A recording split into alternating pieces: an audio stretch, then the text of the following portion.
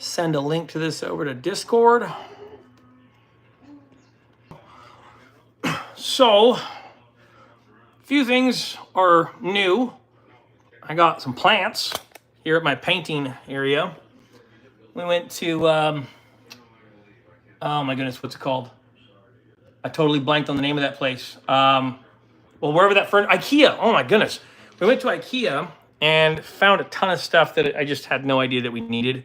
We went there for a shelving system for my wife, and we came back with, you know, organizers and stuff. So, Errol, I organized my desk a little bit differently now. This is still the desk I'm using for the moment. I might try and get something a little larger later on. But I just got some organization section for like basing materials and cutting and gluing, and then dry brushes. Dry brushing being my favorite way to paint. And then got the two plants, which I got a name at some point. They got some personality.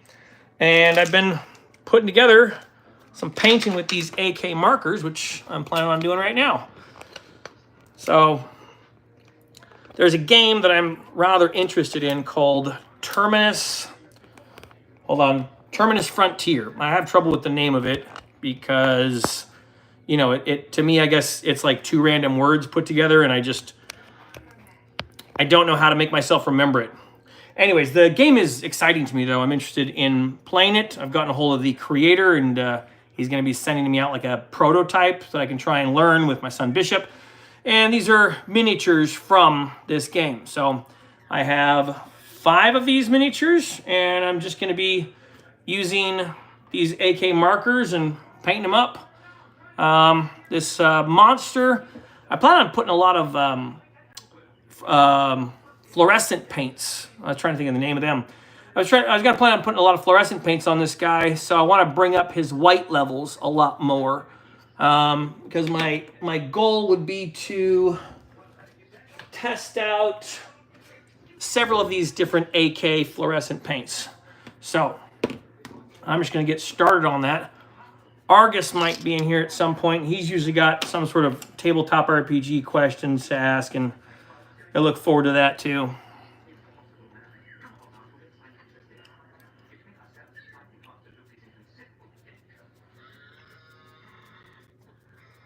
Hey, how's it going, Rex? How's your week been?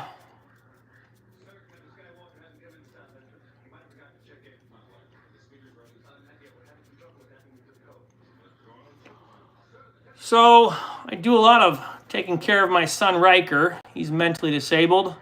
A considerable amount of my time and energy goes into watching, taking care of him. I also try and make videos on YouTube.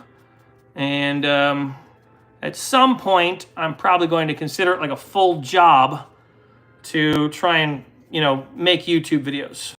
That is my goal, to have this eventually be something I can do like as a career.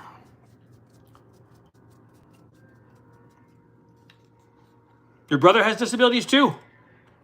How old is your brother? And what sort of disabilities does your brother have?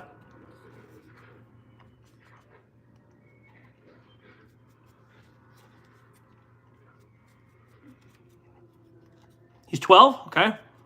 Your son as well? Really? What, Rex, what is going on with your son?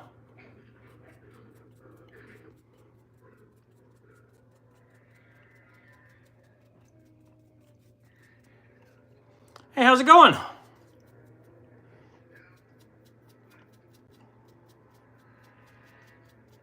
Cerebral palsy. I don't know much about cerebral palsy. My son Riker has Sturge-Weber's syndrome.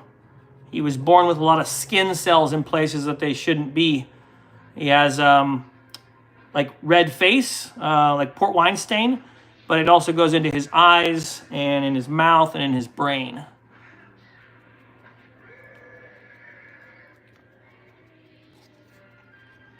Hola, how's it going? ¿Cómo estás?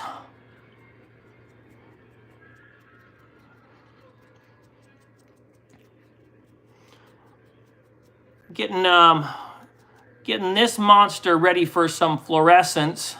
Because I plan on bringing I want to make this guy really bright. So I just want to get the white levels correct. And I started with this pen. I think I'm going to continue with it. So this is a monster from a tabletop board game called Terminus Frontier.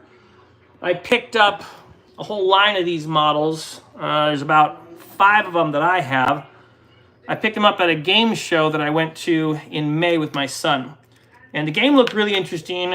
I reached out to the creator, and they agreed to send me a prototype box to start making videos about the game. It is a war game. So I guess I'd have to compare it to other games to really give an idea of what it's like. It is a little bit like Descent or the Star Wars Imperial Assault game. There are aspects of it where you're like, you're building up a main character with a team of other people, and there's like strategic movements. But it's also a little bit like Slay the Spire, and because it's got like a card game mechanic. It's a lot of different things that I happen to like from games and board games. So I'm interested in trying to teach it to my son and his friends and see if we can get them all playing together, because it kind of plays like a video game. Anyways, this is one of the creatures from that game. This is not Warhammer 40,000. Yeah, this is a Terminus Frontier monster. I like the modeling of it. Like, it's interesting with like the kind of the octopus tentacles coming off of it. It's got a cool aesthetic, very sci-fi vibe. I could see how someone could say it looks 40K. This does look like some sort of tyrannid creature or something.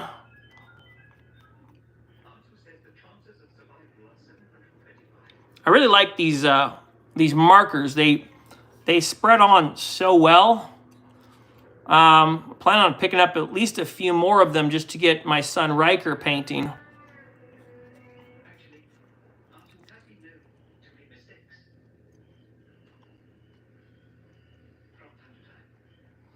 Do any of you play Warhammer 40K? I have also been working on my Imperials team. Oh, I have mostly built at this point, but I end up taking on like way too many projects at the same time. I don't know if any of you other 40K players do that. Like, you start building a 40K team, and then you're also trying to build like a kill team, and then there's like 2 other teams that are interesting to you. I tend to do that, but I also do it with like multiple games and projects. So I'm particularly bad about just taking on too many gaming hobby tasks.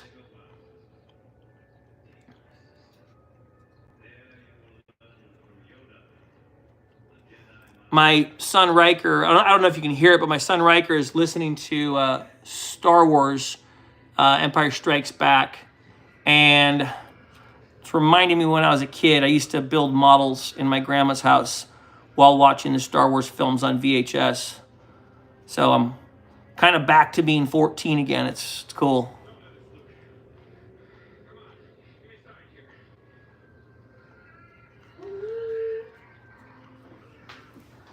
Cool. I appreciate that. I try to have a chill vibe. It doesn't work out all the time.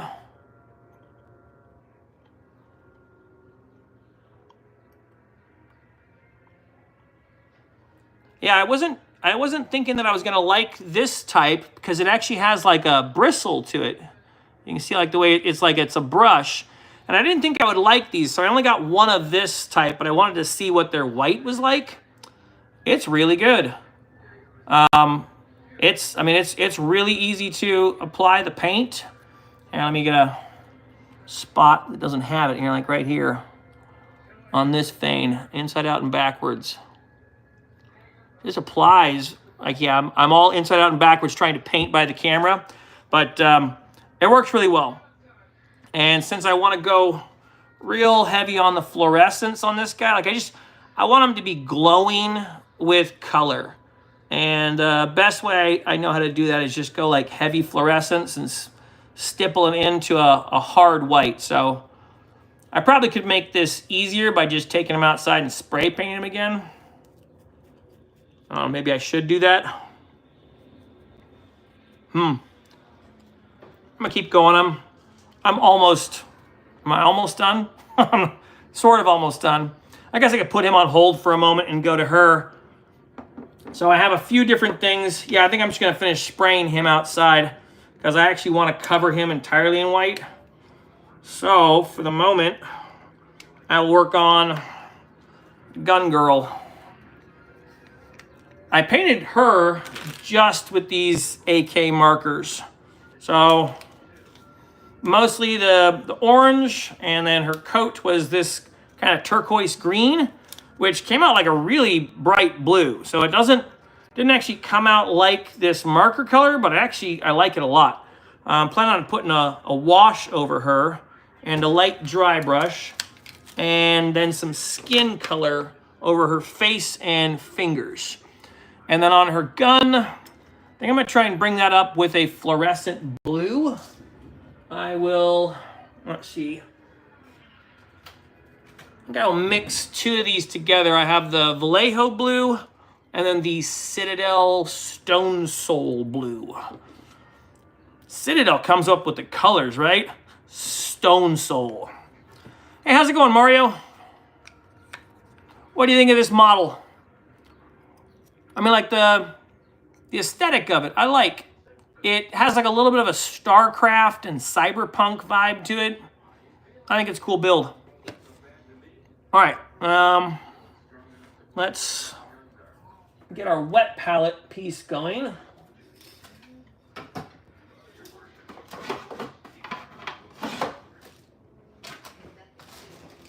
Hey, remember, you're being cool. You can take the blanket off, but you're being cool there, remember?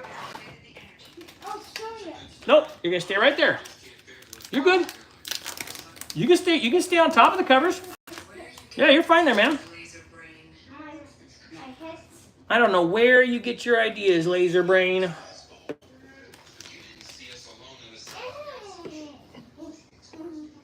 All right.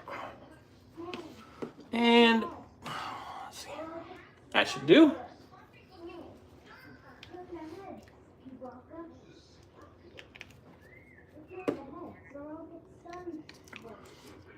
All right, so I'm gonna try and bring up the tops of those guns into a bright fluorescent blue. I'm gonna go ahead and dump her base for the moment.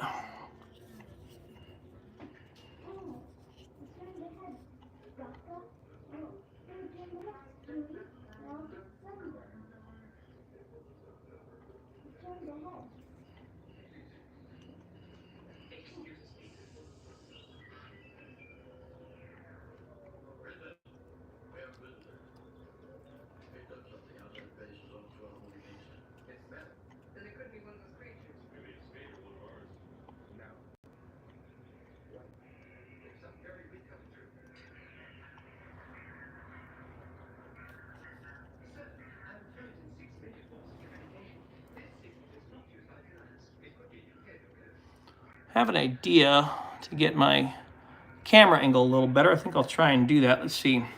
This says it looks like it's gonna flip things around. Let's see if it does. Yeah, now you're looking at my plant over there. All right, so let me bring this up, out this way, and then I'll flip the camera around so that we get a better view of the thing being painted. All right, let's see. Tip you up. And turn you.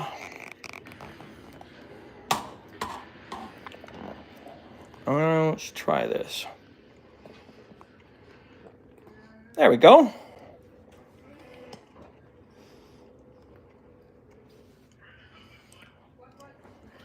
Can I make a video giving a tour of my entire Warhammer 40K collection? I'd also love to see more 40K content. Keep going and doing what you're doing. I appreciate that. Thank you. Yeah, I can definitely make do like a video tour of the 40K content I've been putting together. I'm currently working on a bunch of other sets of terrain right now, but I am still working on building my 40K Imperials faction. And I'm also working on several different trucks for my son's orcs. He's obviously big orc energy, and so I like building the cars with him and trying to paint them with him.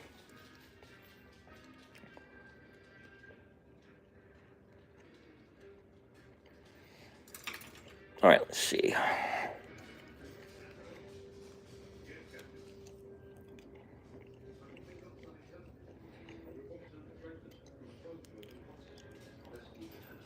Sprout guy, what 40K army do you play most?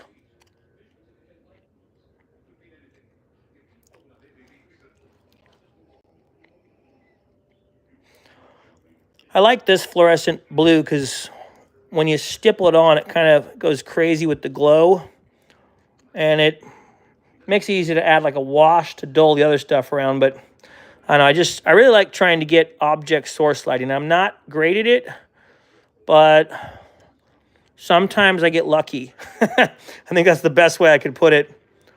All right, let me get a dab more white in here.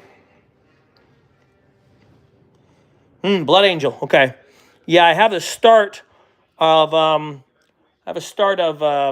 Ultramarines, and I mean, I guess I could go with any of the chapters for them, but my initial thought was just to go with blueberries. You know, they're kind of simple, and I'd already heard some of their lore, so that kind of got me into them.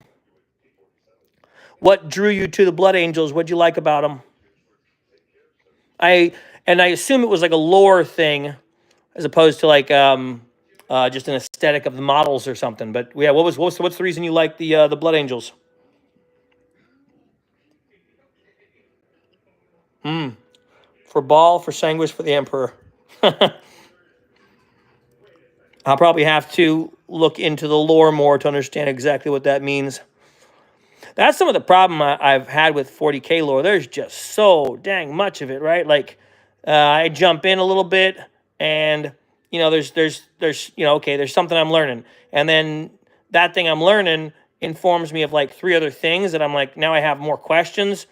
Each time I dive into like lore videos, I find out there's like 3 or 4 more things that I now have questions about. So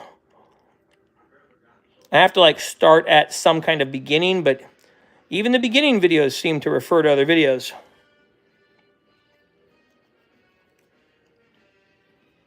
The models, really? Okay, so you got into it for the miniatures.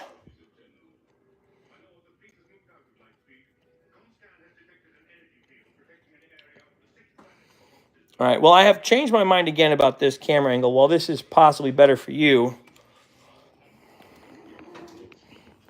it's very awkward to be standing there. So let me try and fix this again. All right, drop the camera. Let's try this again. Sorry about all the technical difficulties. I gotta find a permanent place to do these painting streams, and probably got to get a better camera set up to do it. See, my friend sent me a video of all the Space Marines combat patrols and picked I picked Blood Angels.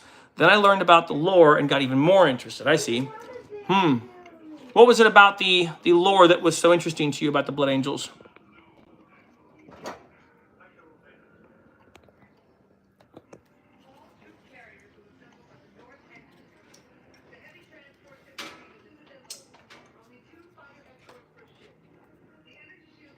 There we go.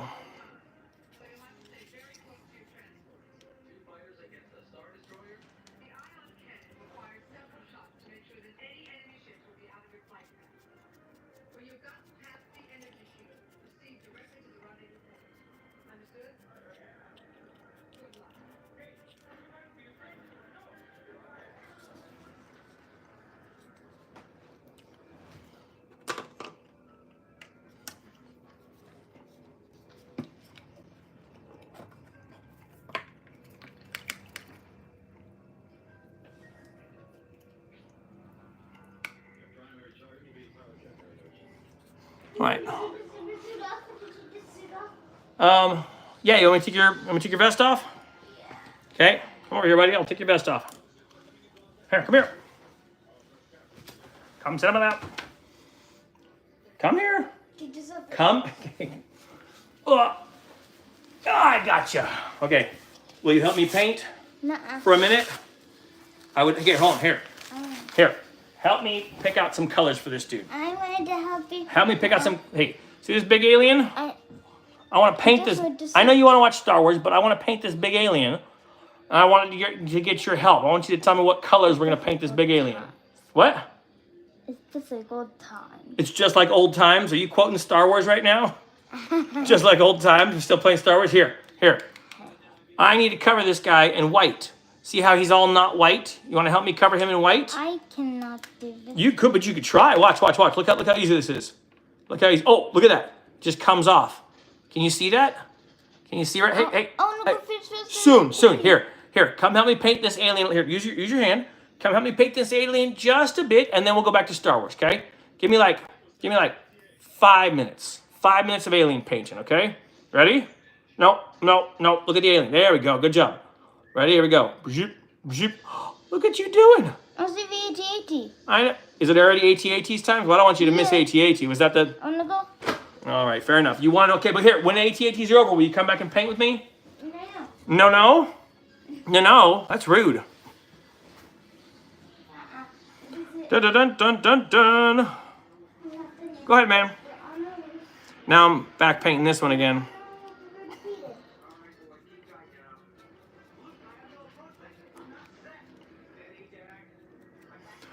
Really like how they are ruthless fighters and like the whole black rage and red thirst curse. It was very interesting. Huh. I don't know anything about the black rage and red curse. I'm going to have to look them up. Let me get my Gilliman flesh. I think I want to make her a redhead because I want the red to kind of pop up against the blue.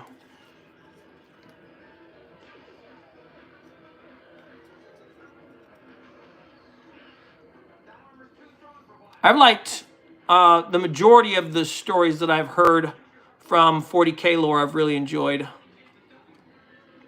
It's a very interesting world. Like the universe is interesting. I really didn't expect that when people first were explaining, like, yeah, you should check out 40K. Like I just didn't understand. It didn't make sense to me until I heard the orc lore, and I was like, wait, what? These guys just have like faith to do stuff? That's weird. That's really weird. Let's see. I see you make dolls. I do make dolls. I don't know, miniatures? It's kind of not really a miniature at this point. Vampire impulses and loss of sanity. Is that something that happens because of their faith in the Emperor or like some sort of fervor that they have?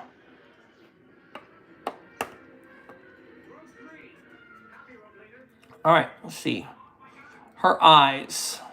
I am not great at painting eyes, so since I'm working with a 75mm model, I'm going to try to be good at eyes.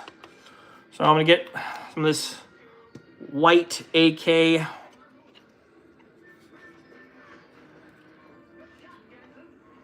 You see a first-time channel like mine. Oh, this is the first time you've seen a channel like mine? I guess my question would be, what does that mean? Like, what is my channel like? Not that I'm saying you're wrong, I just... like painting or something? I'm from India, and I like this talent you have. Oh, I appreciate you saying that. I don't know that I'm that talented, to be honest. Not with painting, at least. See, it talks about why they lose sanity. Interesting. And the black rage and red thirsting. Okay. Yeah, I've just gotten into miniature painting. I never was interested in painting, and I was fairly certain that painting was not something I was interested in. But I started getting into it about a year or so ago, and I really enjoyed it. I enjoy making the models for games.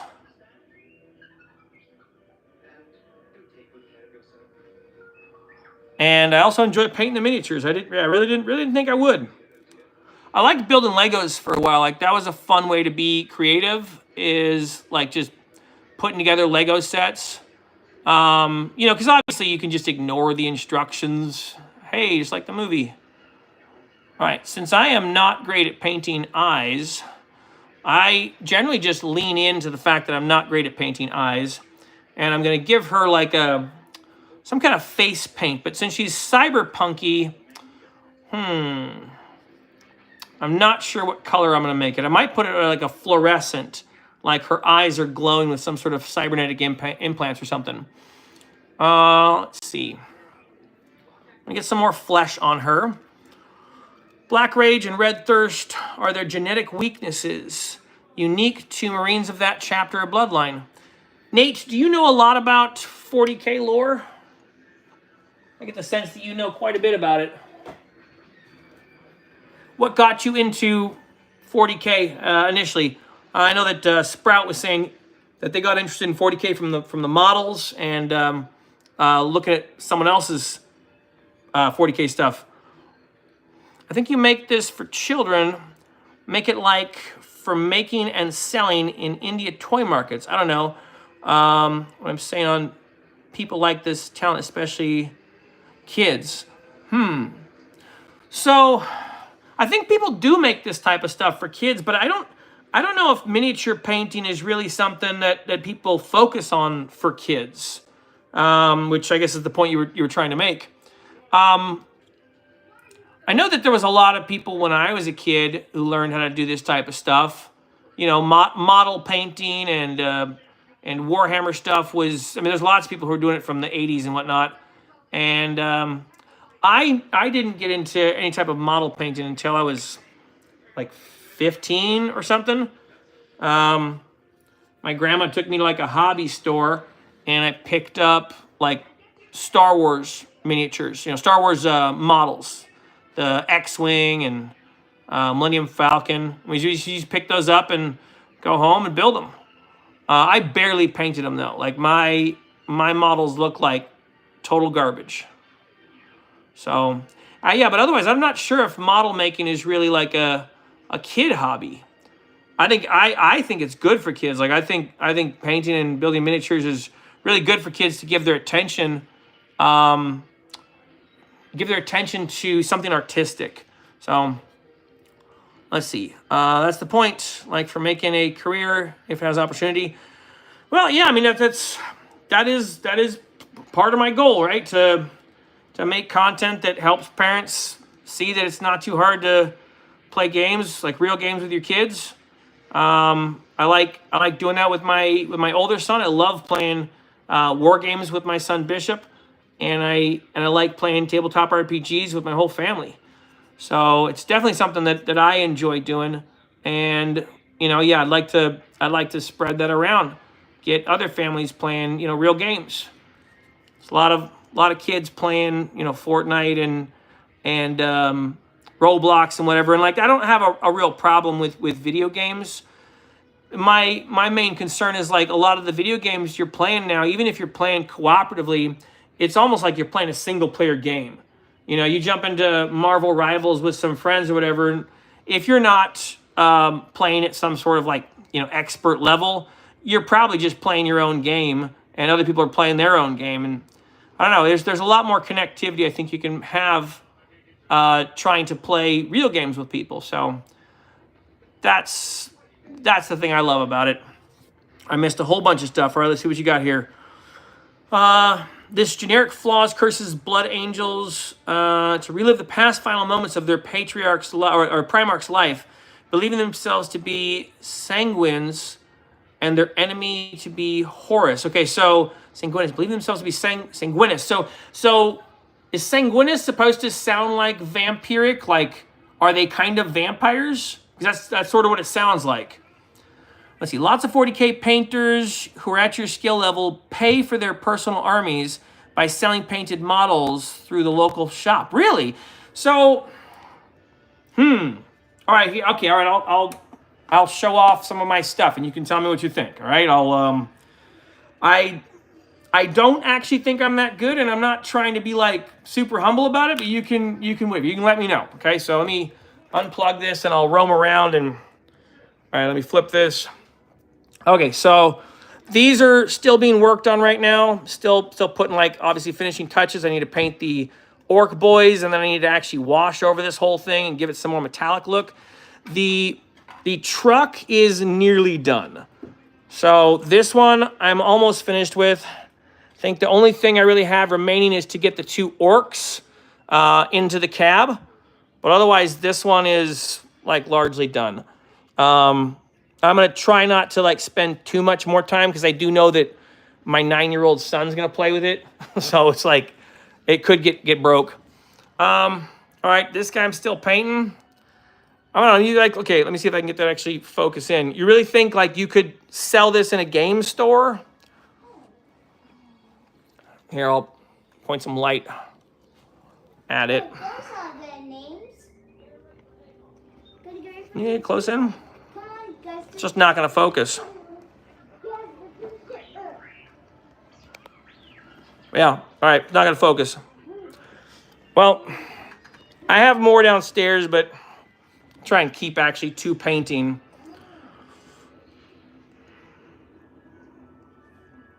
I know a good chunk of the lore is infinite, but some stand out as more important than others. I played for 2 editions for a few years, still have my Salamander Marines, plus also had orcs.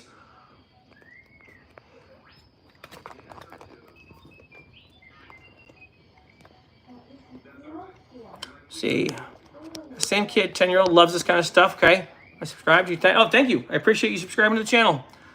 Black Rage, a curse afflicting the Blood Angels Space Marines chapter as a result of their psychic trauma experienced by chapter's Primarch during his death at the hands of Horus. Okay, I know a little bit about the Horus heresy stuff.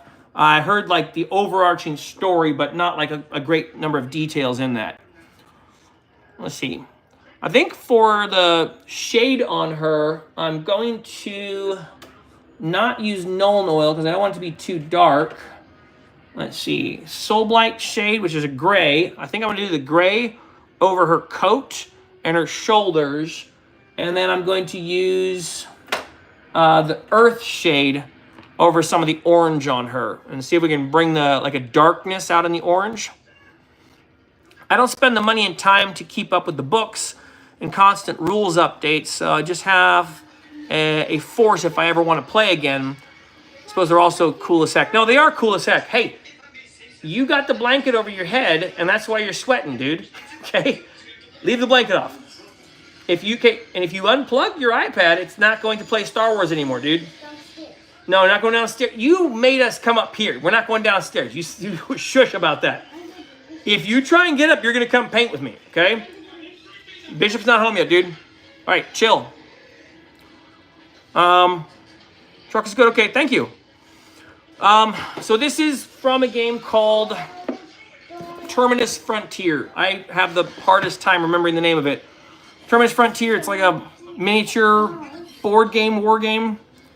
I like the models. I saw them at a game store, and I'm interested in learning the game because I think it'd be a game that kids could get the hang of.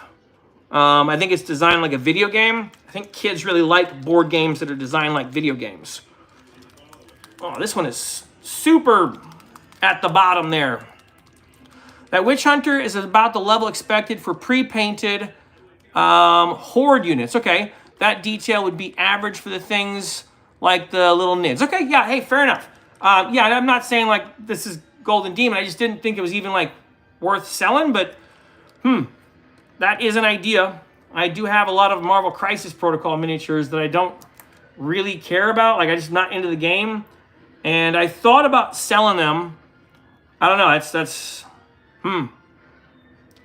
Thank you. I appreciate you pointing that out. All right. Not sure how this gray is going to look, so I'm a little worried, but let's just go for it. I'm going to get a little larger brush for this one.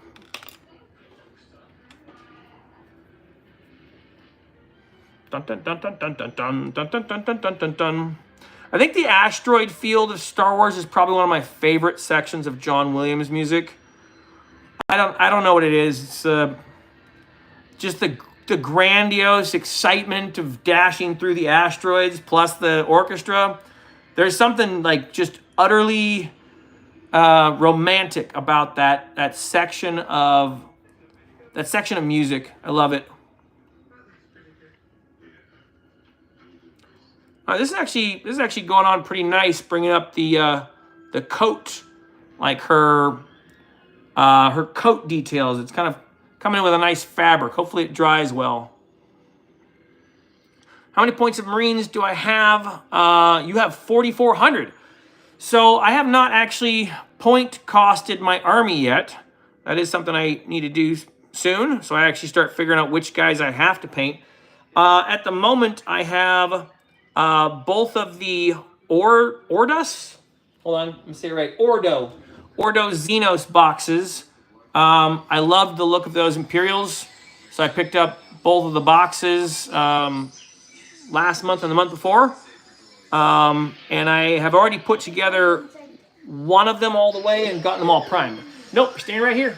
Stay right here, dude. We're not going downstairs. We'll go downstairs in a little bit, okay? We'll go downstairs for a snack in a little bit. You gotta wait, dude. I'm trying to do painting right now, okay? If you want, you can come join me for painting. He's going to Dagobah right now, man. He's gonna go say hi to Yoda. Do be aware that's in comparison to the diorama Daves, right, that win painting competitions. No, you're totally right. I've seen. Oh, actually, no, you got something more above that. Let's see. Your stuff is good, not great, but it beats the lower end of what I've seen for sale in shops. Okay, that's fair. I appreciate that. Yeah, I don't paint nearly enough to be good at painting. It's something I need to do more regularly to actually get better at. So that's why I try and get models that I'm interested in painting. Because if I'm not motivated to paint a miniature, like I just won't. And I can't even like make myself. I actually enjoy building the miniatures. Like just about any type of miniatures, I love the process of building. It's probably whatever it is that likes Lego building. Same thing. And since I liked Lego building for so long, like building the miniatures is basically just like, I don't know, big boy Legos. That's kind of how I feel about it, because Legos, like the idea of building Legos now seems really, really dull to me. I like actual gluing and painting so much more.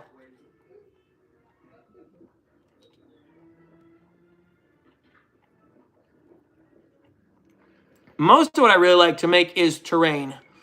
I don't know if that's something that sells in hobby stores, but terrain is probably the thing I like making the most. I like, let's see, where is it? I like doing this stuff. You know, just like the basing and all the dirt and rocks and crap, and just trying to make that look like a thing. That's a lot of fun. Do I want to go to 40K tournaments at some point when I have a strong list? You know, that's probably not me. That's my son. I think my son would love to go to a 40K tournament with his Tyranids. He is already more interested in 40K than I am. I'm interested in 40K, right? And I think it'd be good for us to get into a war game, give him a good hobby. He's super into it. Like he's, any amount of dragon feet that's being done on my end, he's like, come on, let's go. So he's already building his Tyranid army, and he's even trying to magnetize some of them. He probably goes a little harder into things than I do. And I've even been accused of being kind of zealous about stuff. I do tend to get a little zealous when I get excited about something. Like I got excited about Marvel Champions a while back because I thought like, hey, this is gonna be a really cool game to play cooperative with my son. And I love playing card games. And so I just bought tons of the decks and put them all together and organized them and got the cards all sleeved up. And then my son just didn't like it, It wasn't a game he was interested in, and I kind of understand it. I wasn't that interested in it either. So I just get zealous when I find something I think I can connect with my son about.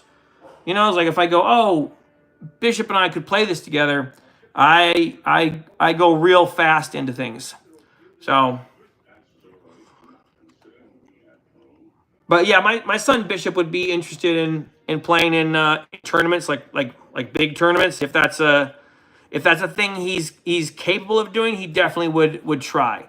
It's just a matter of whether or not he can spend the time on it, because he ends up doing a lot of other stuff during the week, and sometimes building and painting armies is not his top priority, but it's pretty high. All right, I gotta find a place to hold her now because I keep touching the wet parts.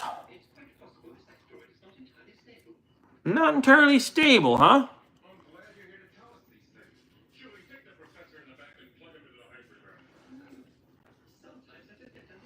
Terrain sells quickly, then the market saturates. Okay. Yeah, terrain is kind of the thing I enjoy building. Like I really like trying to build video game levels. You know, like when I'm in terrain mindset, I love modular stuff. Like if the terrain is something that you can build in various different configurations once it's all put together, I love those kind of terrain sets. Something that lets you build out different maps, so you can basically make like an XCOM game. I'm all about that kind of terrain. You're going to a 100-player 40K tournament in September. No way, that's cool. Where is this at? Is this near where you live, or are you traveling far to get to it? And 100 players, that sounds like quite a lot of games. That sounds like a pretty big tournament. Is there a prize pool for that tournament? And I guess my next question would be, is that considered a lot of people for a 40K tournament? Like, is that a big tournament or a little one?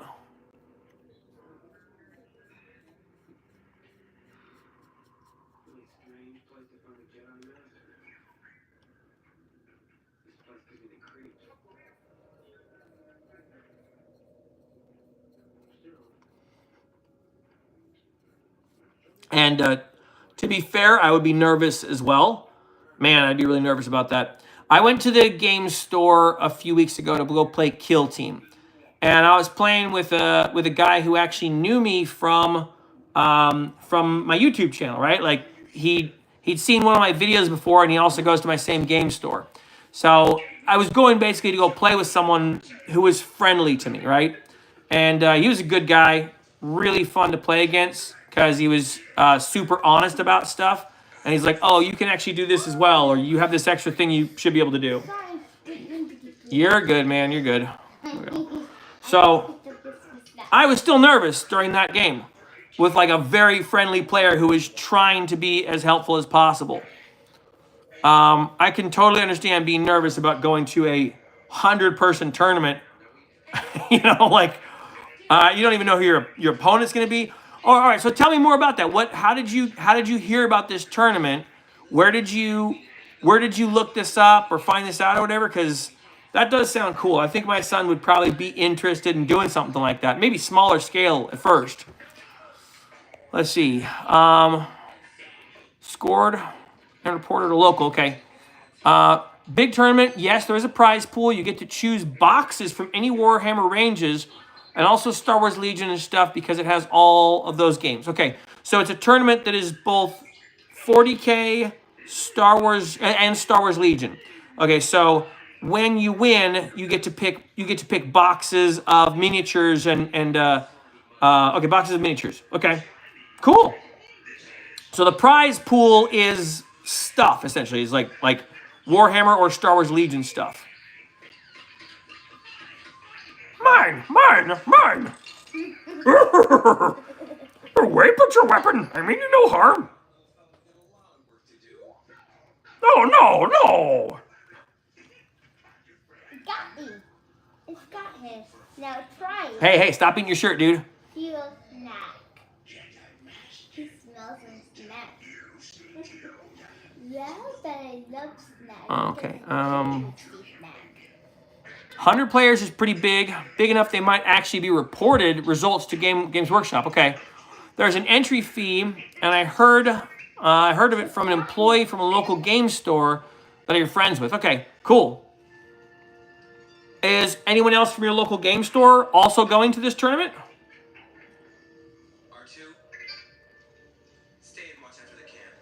All right.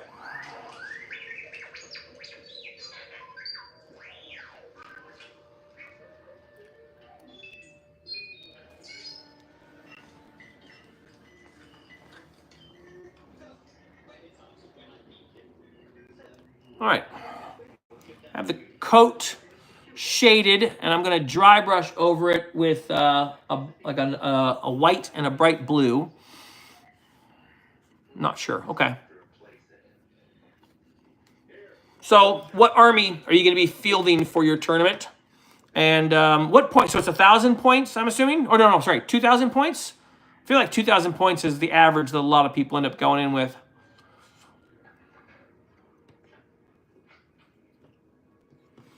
Okay, and here, I think I want to leave her boots shaded in Nuln Oil, her knee pads in Nuln Oil, and her leggings I'm going to do in the Earth shade. So, yeah, actually none of this one am I going to put this gray on, so I think I'm actually all done with the gray now. Chill, dude. You're not, okay, be calm, man. You haven't even gotten to Bespin yet. You asked for Empire Strikes Back, okay? Uh-huh. See, Blood Angels, 2K, okay. I only have them, but I'm trying to get my hands on some World Eaters. Then next, Necrons. I think they're so cool. Necrons are really cool. I mean, just the aesthetic of them is so good.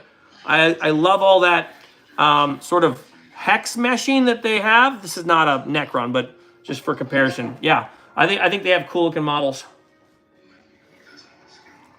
Medalist or thematic? Ooh, good question.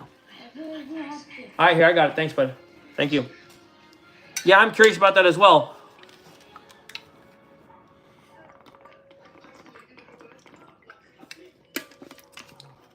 Oh, okay, so he's asking, is your list, like, have you chosen your miniatures based on what's the most successful thing? Like here, for example, some of the stuff I've done with my list building is meta, right?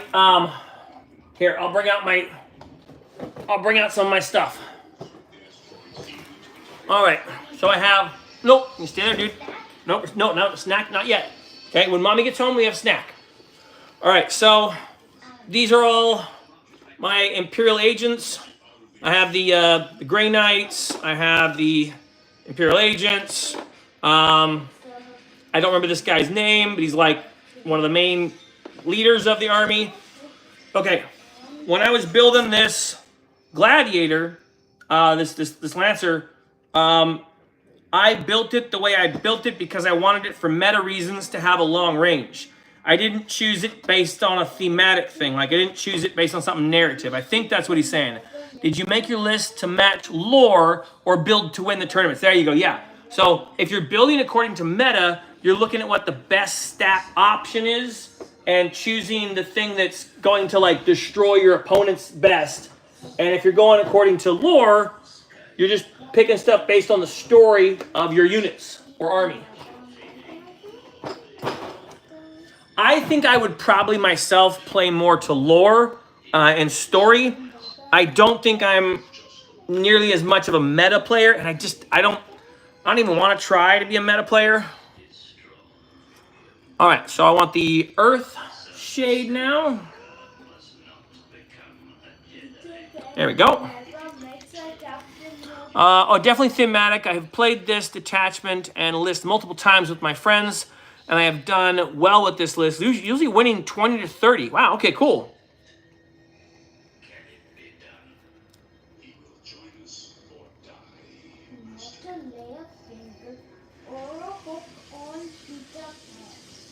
You're watching Star Wars, not Peter Pan, dude.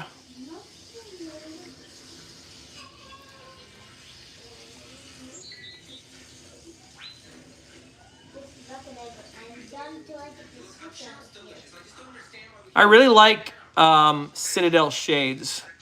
Like, Nuln Oil is just one of the best shades. One of the best washes. I'm curious to try the AK washes. I haven't gotten any of them yet, but the Citadel washes are just so well made. How far away is Yoda? Will it take us long Not far. Yoda, not far. Mmm.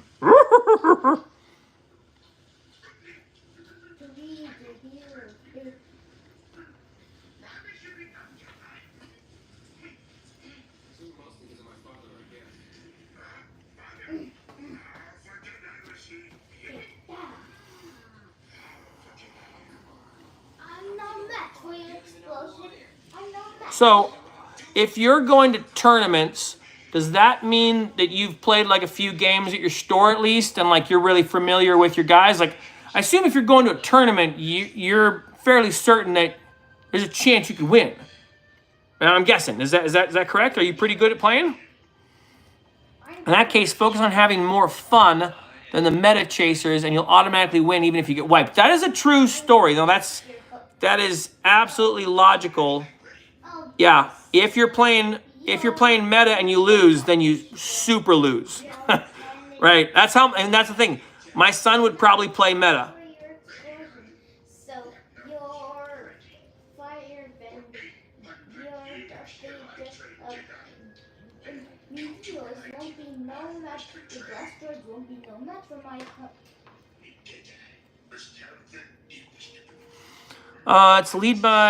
It's led by Dante with a little tank spam with tank 6-man of Sanguinary Guard and 10-man jump pack Death Company, led by Chaplain with jump pack, and has fights first once per battle ability. Okay.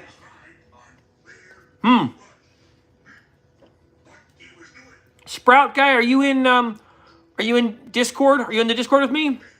I'd really like to see your army, what they look like, and if you're interested, you could join the Discord. There's a link up above in the About section.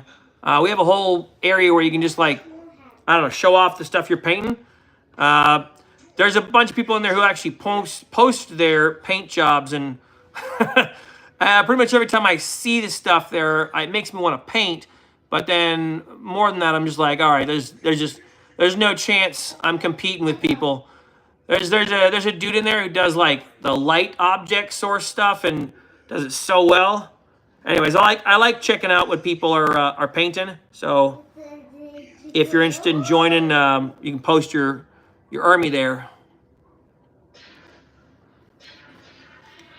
Cool. See, I'm not playing because I think that I will win. I'm playing for fun because, yeah, playing with my friends, it's nice. I don't want to socialize with others in my community. Okay, that makes sense. Yeah, cool. I can't post because I'm on vacation right now, and I only brought my unpainted models to paint away. All right, cool. Where did you go to vacation? And you brought, okay, so it sounds like you brought miniatures with you on vacation to paint. Is that correct?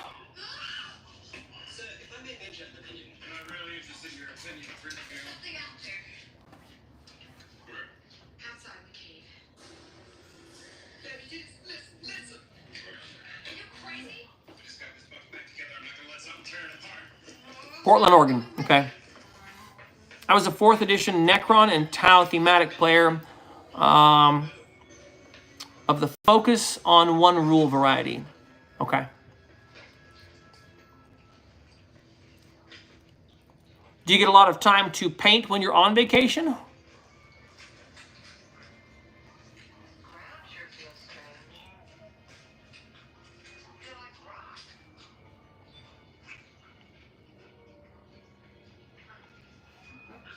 I remember when I was younger, I used to go on vacations, and I never really liked doing this stuff at the sites, you know, like going to museums or whatever else. Don't whack things with hangers, dude. That's not cool. No, it's not cool. Don't whack things with hangers, man. Cut that out. Okay. Be chill. Thank you. Yeah, I never really appreciated going on trips, and so I'd bring like video games with me and kind of just check out. I was a bad trip taker.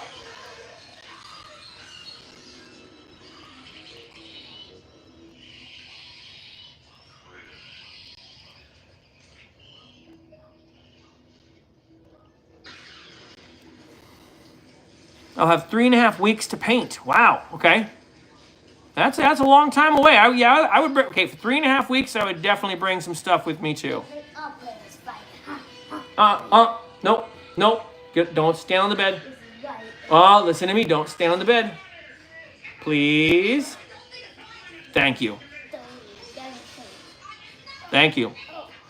Hey, get off the dog. Let's see.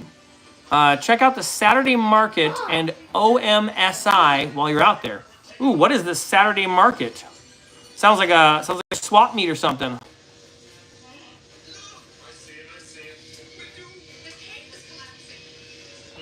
This is no cave. That cave's trying to eat them. Home. That's right. It goes home. I know I have been to both of those places multiple times. I go here every summer because of family. Oh, okay. So this isn't like you're not Alien. on vacation like somewhere you've not been before. Okay. Angry. Making me bush root. Making you bush root? What are you talking about, man? Angry. Hmm. You think I'm stupid. Hey, yeah. Stupid.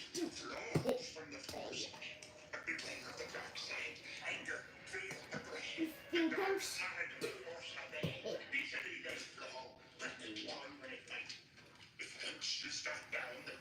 Those are my best memories of the city. I'd hate to think that a visitor had missed them. That's cool.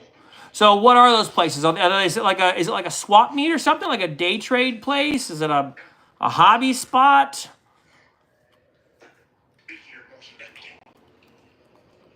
All right. Initially I was worried that the earth shade was going on too dark, but I actually like that it's softened up the orange and given it like a more fabric-y look. A couple little pockets are too dark. Bring that back up. Whoop. Nothing more.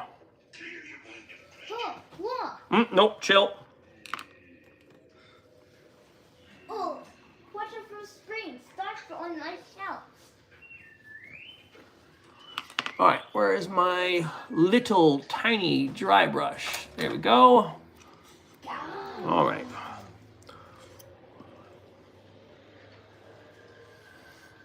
I'm gonna get a, let's see. I'm really happy.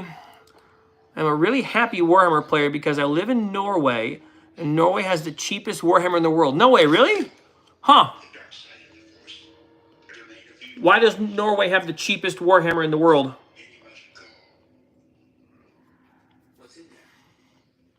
Let's see. OMSI is a kids and adult science museum. Oh, that's cool. It's like a big flea market in the Oregon Museum of Science and Industry. Okay. Hey, how's it going, Toast Truckin'? All right, I'm gonna go heavy earth wash into this dirt here. Hey, stop. Okay, 1, stop eating your shirt. 2, chill. We'll have a snack as soon as mommy gets home. This is why we ate earlier, dude. Okay, you cut it out. Don't make it like you haven't eaten. We just had beef and corn. You calm down.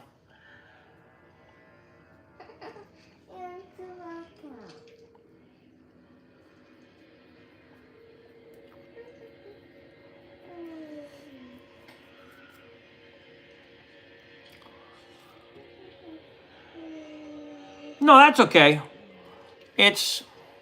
I'm not a great painter, and I was also trying to paint these whole things with markers.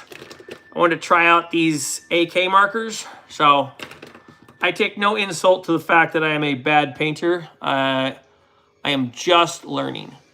I have been painting for under a year.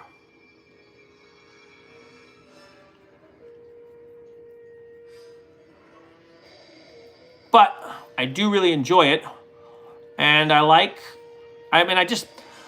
trying to make happy little accidents with stuff and figure out how to dry brush my way through models.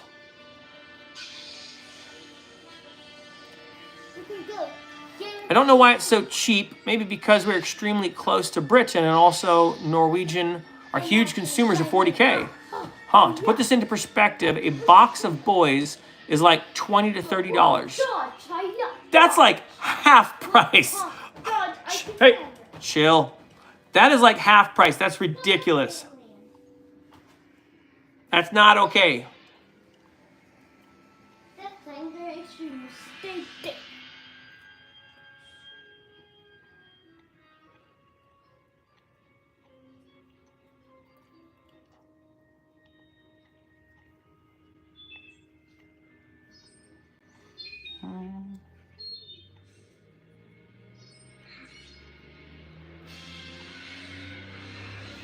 Bum bum bum bum. Brum bum bum bum bum bum bum bum bum bum bum. No problem, Sprout Guy.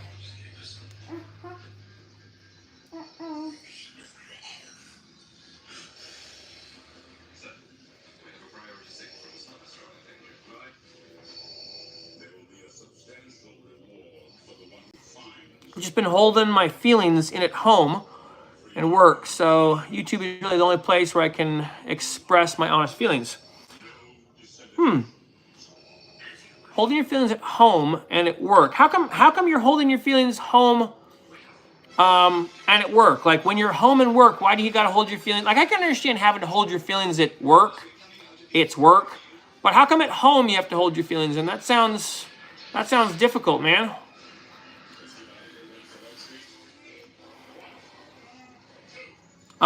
This is Citadel Earthen Wash, and the rest of the model is painted with these AK markers. So all that came on just with markers. I just wanted to test them out because I saw them at my local game store. I had never used markers to paint a miniature, and I don't know, that seemed really cool. Especially if I could get it to work. Like if it worked well, then I could paint with my younger son Raker, as he struggles with trying to do paint. So, and yeah, they do work really well. So I'm. Yes, you're talking about aliens again. We're gonna be gone to fight aliens. Anyways, I really like the AK paints so far. I've used the red, the white, and these pens. And they spread really well. And they work well. I don't know if I'm going to change over to the AK paints. Because right now I still really like the contrast paints. They're probably my favorite to paint miniatures with.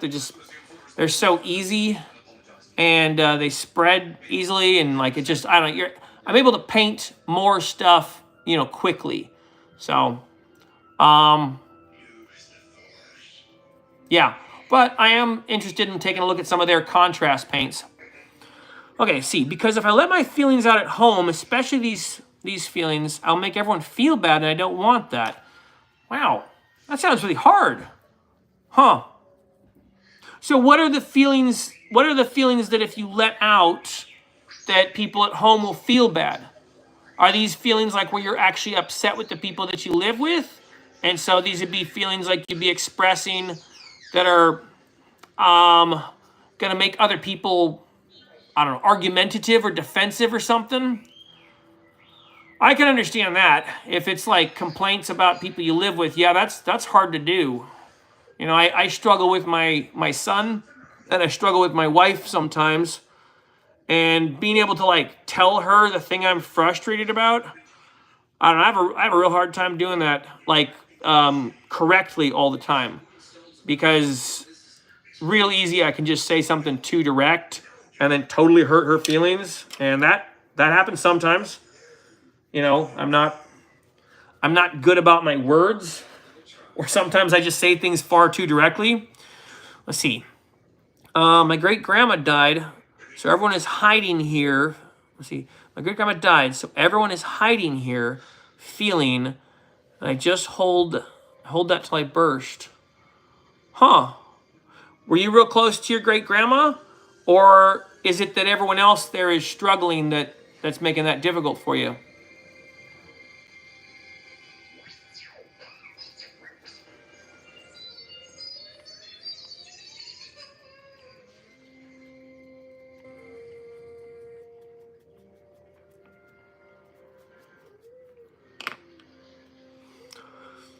Let's see. Wish there was advice I could give, but the answer you need have to come from you. That is very true. It's unfortunately true. You know, it's like everyone always wants to give advice, you know, like, hey, this thing that I just thought up right now is probably going to solve the issue you've been dealing with for days. Yeah, I don't think there's really advice that's going to work someone can give you, but I am still curious, so maybe I got a few more questions if you don't mind answering them. So, okay, yeah, it's okay. So you were a little close to your grandma, or so you were close to your grandma, but then also it's everyone else responding to it. Could you tell me a little bit more? Like maybe you could add some detail I'm missing. Hey Sprout, how's it going? We're talking with Toes Trucking. Hey, shh. You're still on Dagobah. You're watching Yoda, dude. Chill. Toes Trucking explaining that his grandma, great grandma just died, and it's been hard at his home with his family. Okay, so yeah, if you can tell me a little more about that situation, like what's going on there at home with the people. That's you know,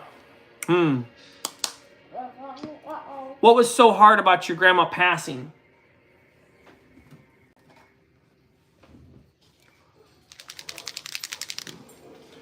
I think I like skeleton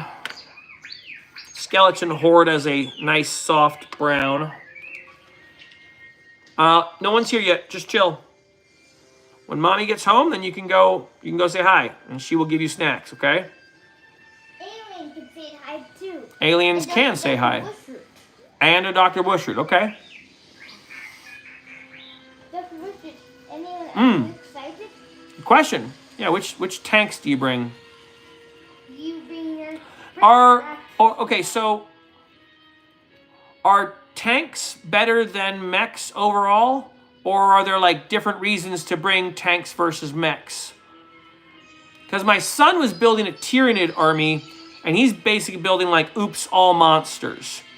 I'll have to go in and show his army, but he's got just a massive collection of just huge behemoth creatures. He's building like none of the little baby guys, the termagants or whatever. Just all oops big monster. Don't know how to put it into words. I understand that. Maybe I can narrow the question down for you. What are you feeling right now?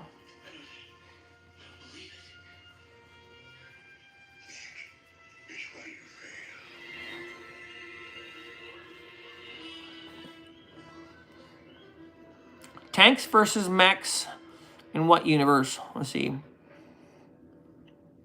Oh, sorry, yeah, 40K.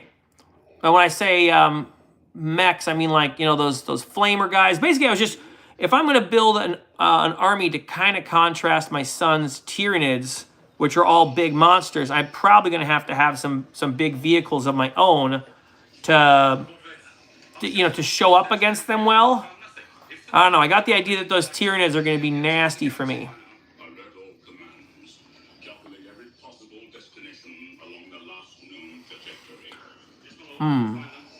Mad, guilty, sad, overwhelmed.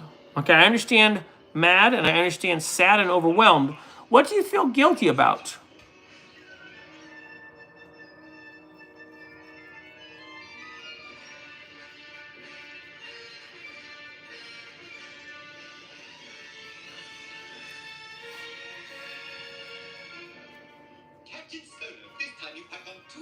All right, I think I'm all... No, yeah, I'm gonna get the earth shade on her pants as well. So this one, I'm gonna go with a smaller brush because I don't want to get the earth shade on the blue parts.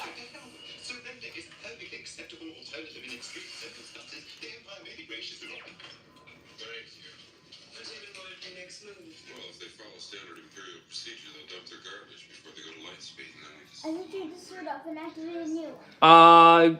You may go to your room and get a new shirt. That's fine, but come back, okay? That's fine, but come back, please.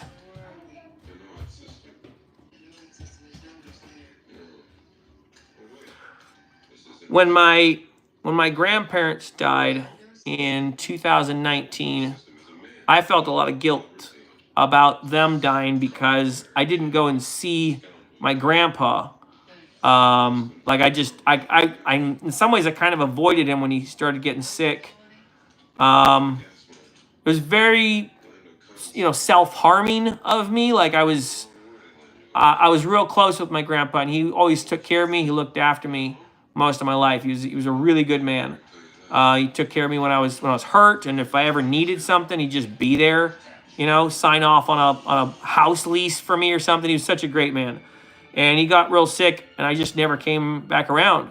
Part of it was like I just didn't want to see him.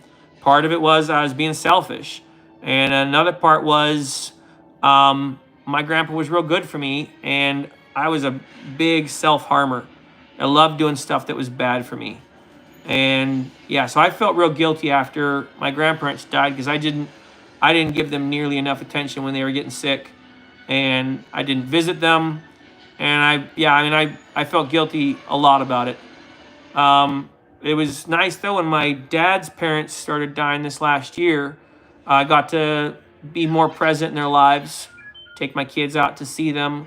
I tried to be better about it because I knew I really messed up with my grandpa, and I wanted to be better with my other grandparents. I want to see what you got.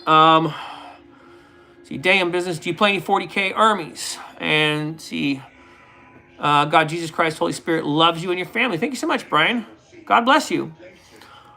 Not going and seeing her when she was sick, and nor to say I love you one last time. Man, I'm so sorry to hear that. That's difficult. That's really difficult. I understand at least part of that. It's real hard to have regrets that way.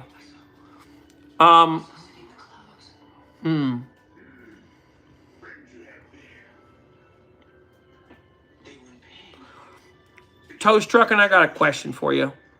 Do you believe in God? Are you a Christian? Because I wanted to share some encouragement with you. If you'll allow me. You don't have to be a Christian to receive the encouragement, but it'll probably mean more if you are. One of the things I take comfort in the book of Hebrews, it talks about when you're running the race of life, it says that the saints are there cheering you on. And other places of the Bible, it describes our loved ones, people who've gone before us and died, as those saints. I'm not positive that's true. I'm not like a theologian, so don't.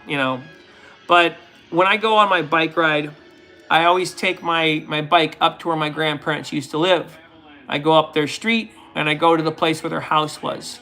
It's about 3 miles from me. I don't know, maybe 4 miles from me. It's not that far. Anyways, I take my bike ride up there, and I go by their house, and I kind of just imagine that they're watching me. They're not like looking out for me, whatever, but they're cheering me on. And it's something as a Christian I take a lot of comfort in, because my grandparents were Christian. They believed in God, and in my mind, they're in heaven with him right now.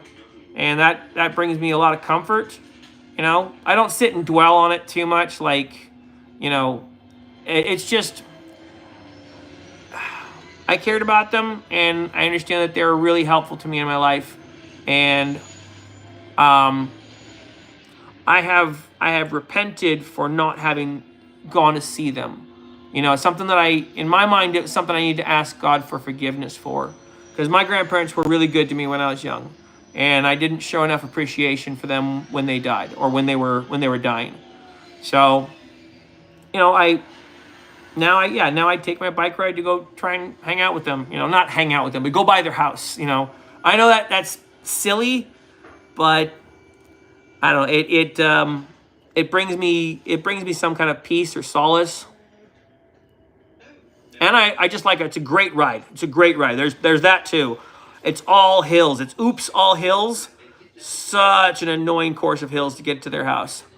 All right, that wash is coming in great on here. Bringing that orange into a brown. All right, let's see. I've got to go, but I'll share my list with you and my models on Discord. Awesome. Thank you so much. You're really good, and keep doing what you're doing. Good night. Thank you, Sprout Guy. All right, let's see. Well, that's a tricky question. Yes. I see no and yes. I don't believe in him, but I don't not believe in him. That's man, I've been there. I've been there. It's a hard place to be. Right? Like that's a hard place to be, trying to figure out your feelings about God. Have you figured out which side of it you're on? Like,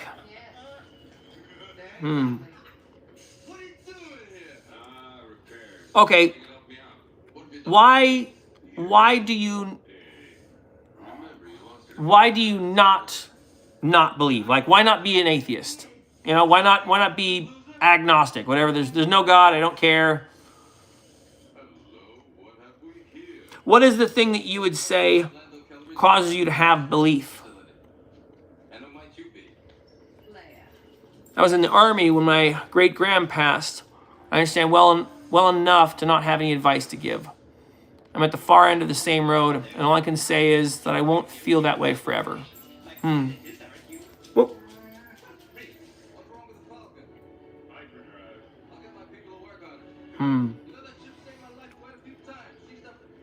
Nunya, that sounds really difficult too.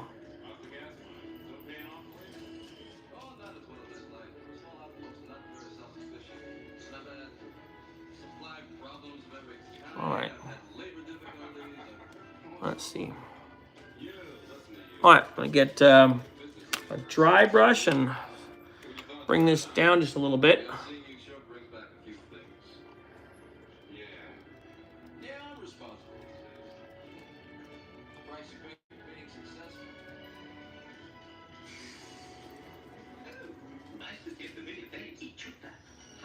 Ichuta. That sounds like an R2 unit. Well, things happen for a reason, and someone is in control of that. That is a really good way of putting it. Things happen for a reason.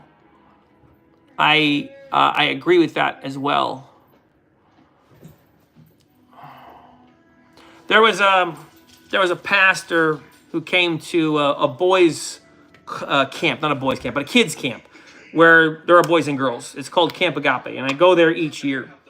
And this pastor came to the camp last year or the year before. I can't remember for sure. But he came with this really simple message. It was 3 parts. It was simple enough that a kid could understand it. I understood it, you know. And he basically was like, God loves you. You have a purpose. And you are free. And he broke it down in those simple terms. Broke it down real simple. Yeah, just God loves you. You have a purpose and you are free. And that was enough that like it just kind of, some stuff wrestled loose. You know, it resonated, and I was like, oh, I have a purpose. Like, if I had a purpose, like, what would that mean? What's that like? I don't know. It wasn't just that I liked it; it's that it made sense. And the idea of God loving you and giving you a purpose was, it was helpful for me because I've often felt purposeless. Like I've often felt like I'm not very useful. You know, like no one would really miss me if I was gone. I don't know, just, you know, feelings of like worthlessness. I struggle with that all the time. You know, would my kids miss me if I wasn't here? Would my wife miss me? And anyone, I can kind of get stirred around about that. Hello. Hi. He did pretty well, and then he wandered off towards the back end. He said he was going to go change his shirt, and he lied and never came back. Okay. He wants a snack downstairs. Okay. He wants to go to the bathroom. Yeah, okay. All right. My dog has no nose. I want to know how he smells. That's a good joke. Well done. All right, I'm going to get a tan color. Bring that up a little bit. Where are my tans? Whoops. Nope. Those my whites. Tans in here. I'm still working on my organization system for my paints. And I'm not perfect happy with it yet. At 50, I've walked a few roads, some of them good, some of them less so. And how about you, Nunya? Or Nunya? It sounds like you were saying you're kind of on the fence in your beliefs as well.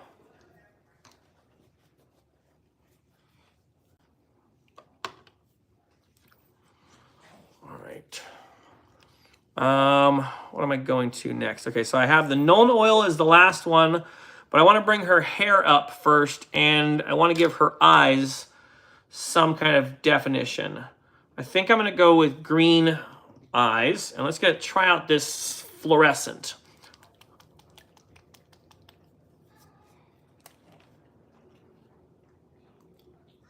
All right.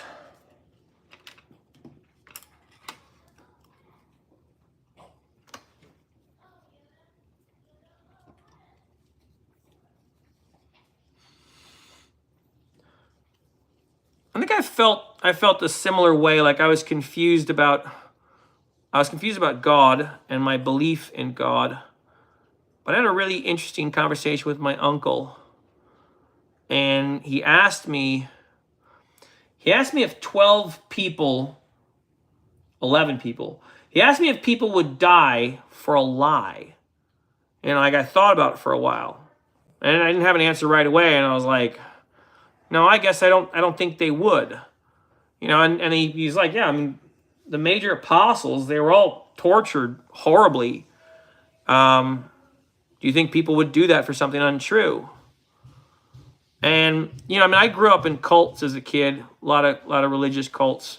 And I knew people like who lied and who were objective liars. And I just like, no, these people would not die for their position. That's not how liars organize themselves. Anyways, that sat with me for a while, and I had to think about it.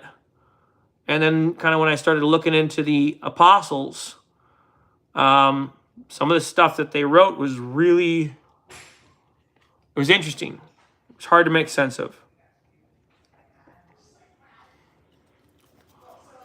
See, the wages of sin is death. That is true.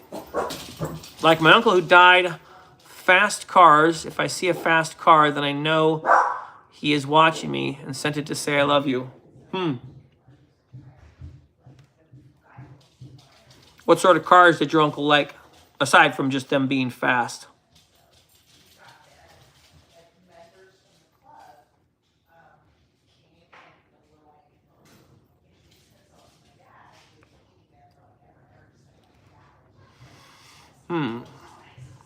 Yeah, I think I want red hair for her. So I think I'm going to go with Reekland flesh shade and then a red shade on top of that.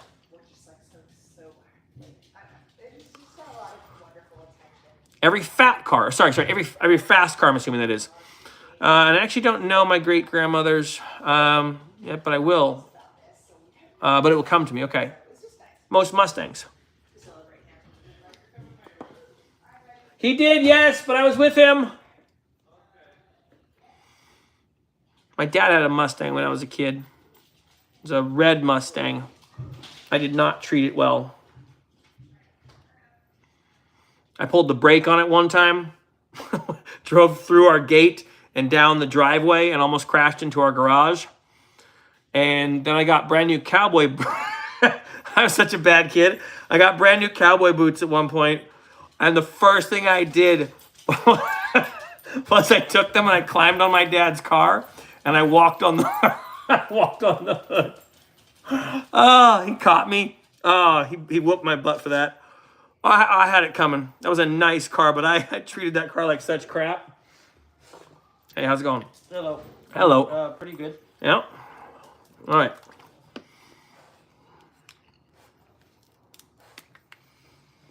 I had a pretty intense interest or love for the James Bond car, the BMW Z3. No, Z4? No, Z3. The Z4 is also good. I'm a fan of that one, but Z3 3 is probably one of my, I don't know, it's got a look to it that I really like. There's an aesthetic. I'm not sure what it is, but there's something about that car that I really like the way it looks.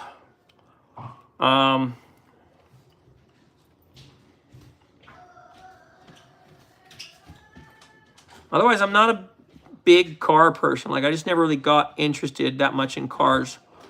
I had, like, cheap little ruddy cars, like Honda Accords that just drove well. You didn't have to put any work into them.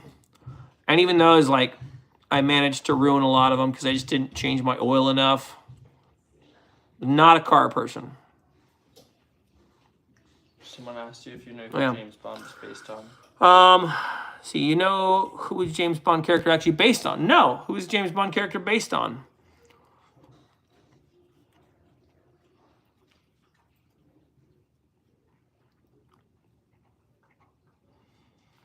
The one I was a big fan of was the Pierce Brosnan James Bond.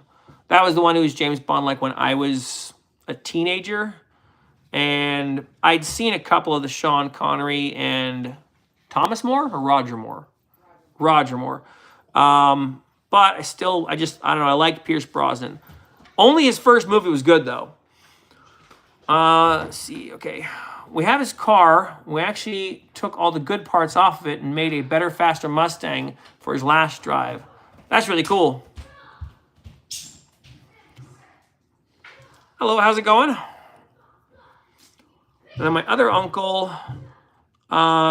who's an idiot and will never forgive him for this, but he sold it. Oh, that stinks.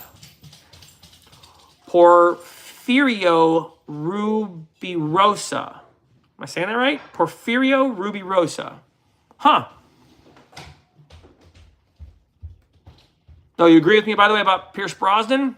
I like Pierce Brosnan too, but those movies and his line deliveries. Yeah, so he was, I think it was that GoldenEye was a really cool movie.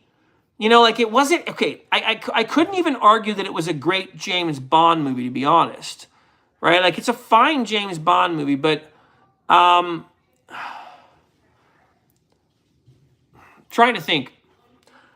I think it was the fact that it was, you know, kind of an emergent Cold War story. You know, Sean Bean being the bad guy, he was a cool bad guy. I thought he was probably actually one of my favorite parts of the movie. Sean Bean was so cool.